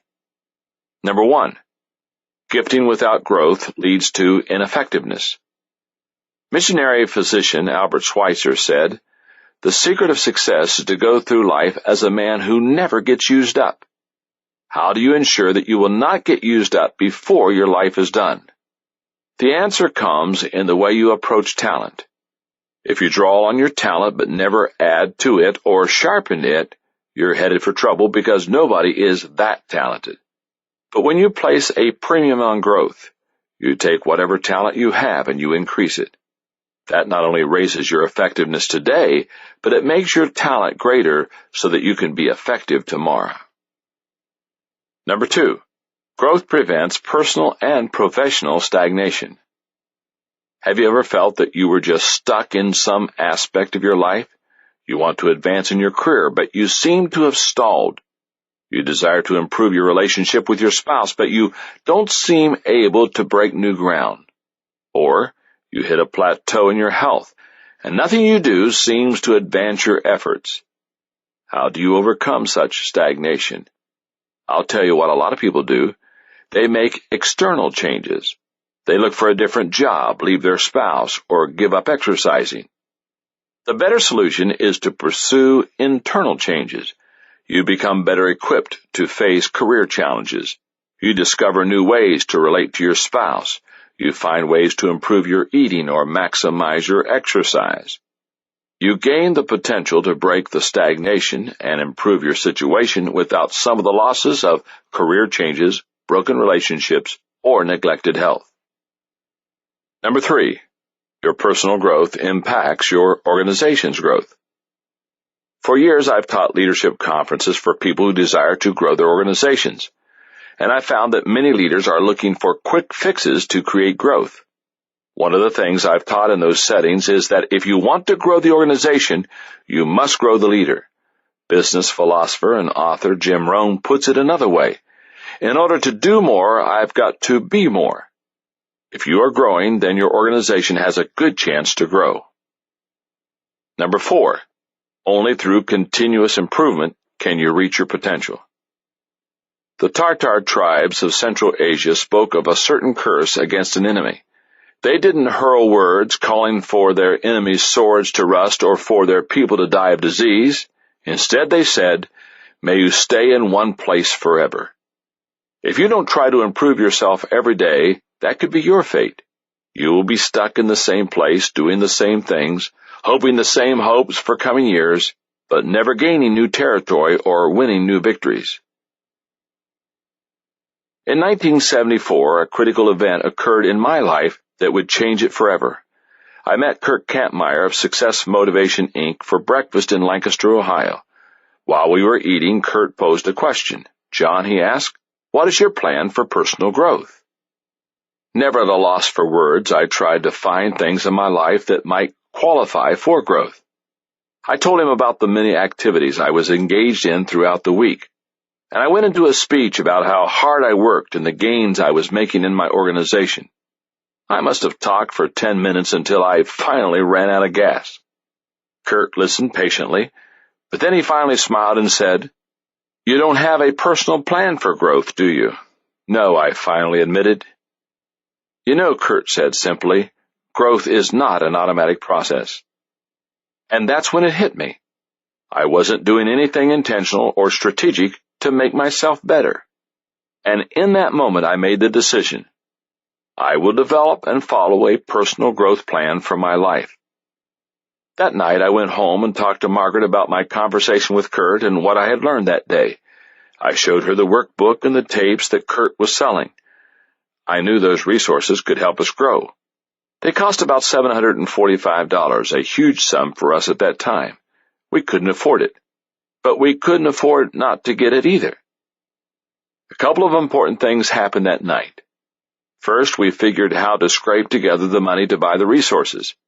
It would require us to make sacrifices in our already tight budget for the next 6 months. But more important, Margaret and I made a commitment to grow together as a couple. From that day on, we learned together, we traveled together, and we sacrificed together in order to grow. It was a wise decision. While too many couples grow apart, we were growing together. If you're ready to make the decision to pursue growth and experience improvement every day, then do the following. Answer the question, what is my potential? I saw a story about a St. Louis doctor who met a young man in high school who had lost his hand at the wrist. When the doctor asked about his handicap, the teenager responded, "I don't have a handicap, sir. I just don't have a right hand." The doctor later learned that the young man was one of the leading scorers on his high school football team. The greatest handicap a person has is not realizing his potential. What dreams do you have that are just waiting to be fulfilled? What gifts and talents are inside you that are dying to be drawn out and developed? The gap between your vision and your present reality can only be filled through a commitment to maximize your potential. Make a commitment to change. Author William Feather said, "The only thrill worthwhile is the one that comes from making something out of yourself." To make something out of yourself, you need to be willing to change, for without change, there can be no growth. The problem most people have is that they want things to stay the same yet also get better. Obviously, that can't happen. If you truly want to grow, then commit yourself to not only accepting change, but seeking it. Set growth goals. When I first began going after personal growth using Kurt Kampmeyer's materials, I pursued a growth plan that was foundational rather than specific. That was okay then. I was in my mid-20s and I was just getting started. But as I got older, more experienced, and further in my career, I started to focus my growth in a few key areas. One was communication. That made sense for me, not only because I spoke to audiences 4 or 5 times a week, but also because I had some natural ability in that area. Another area was leadership, something I needed to do well every day of my life to succeed in my career. As you plan your growth, it will benefit you greatly to focus on growing in your areas of greatest strength, not your weaknesses, and grow in areas that will add value to you personally and professionally. Put yourself in a growth environment. I've been told that certain species of fish will grow according to the size of their environment. Put them in a tiny aquarium and they remain small even at adulthood. Release them into a huge natural body of water and they grow to their intended size. People are similar. If they live in a harsh and limiting environment, they stay small. But put them someplace that encourages growth, and they will expand to reach their potential. When I finished working through Kurt Kampmeyer's materials, my appetite was whetted for more growth, and it was then that I determined to practice this discipline of growth. Every day I will grow on purpose with my plan. Margaret and I continued to do much of our growing together, but each of us also began tailoring our growth plans to our individual strengths and needs. One of the results of learning is that you realize how far you still need to go, and the more we learned, the hungrier we were for more growth. As you prepare to embrace the disciplines of growth, I want to encourage you to do the following. Make it your goal to grow in some way every day. In 1972, high school swimmer John Neighbor watched the Olympics on television and was inspired. He was already an excellent swimmer, but he began thinking about making the leap to become an Olympic-caliber athlete. He figured that he would have to lower his time by 4 seconds in 4 years. For you and me, that might not be too difficult because we have such a long way to go. But for someone like Neighbor, who was already well-trained, that seemed impossible. Elite racers think in terms of improving by fractions of a second. Thinking about that fact, he suddenly figured out how to approach the task. If he planned to train 10 months a year for the next 4 years, he would have to improve by 1/10 of a second every month. It was still a great challenge, but he believed he could do it and be ready for the 1976 Olympics. Neighbor had the right idea, and it worked. He came home with 5 medals, 4 of them gold. If you and I want to be successful in our growth, we must adopt a similar mindset. If we desire to improve a little every day and plan it that way, then we can make great progress over the long haul. Apply what you learned. Mike Abrashoff, author of It's Your Ship, says, "Up is not an easy direction. It defies gravity, both cultural and magnetic. Often the most difficult part of the upward climb of growth is putting into practice what you learn. Yet that is where the true value is. The final test of any learning is always application. If what you're learning can be used in some way to help and improve you or others, then it is worth the effort." Of the daily dozen, I'd have to say that personal growth has probably been the strongest. I marvel at what has happened to me as my daily practice has compounded over the years. In my 20s, growth became the foundation of my lifelong learning. In my 30s, my growth began to separate me from my peers. In my 40s, my growth became the source of my books and tapes. And in my 50s, my growth has taken me to higher levels than I thought possible. The greatest of all miracles is that we need not be tomorrow what we are today. The greatest of all insights is that we cannot be tomorrow what we do not do today. That is why today matters. One of my concerns when I began writing Today Matters was that the idea of trying to implement the daily dozen might seem overwhelming. I know it's impossible to tackle all 12 at the same time. It took me 4 decades to make the decisions and develop the disciplines in all 12 areas. So here are my suggestions concerning how to tackle the daily dozen and implement them into your life.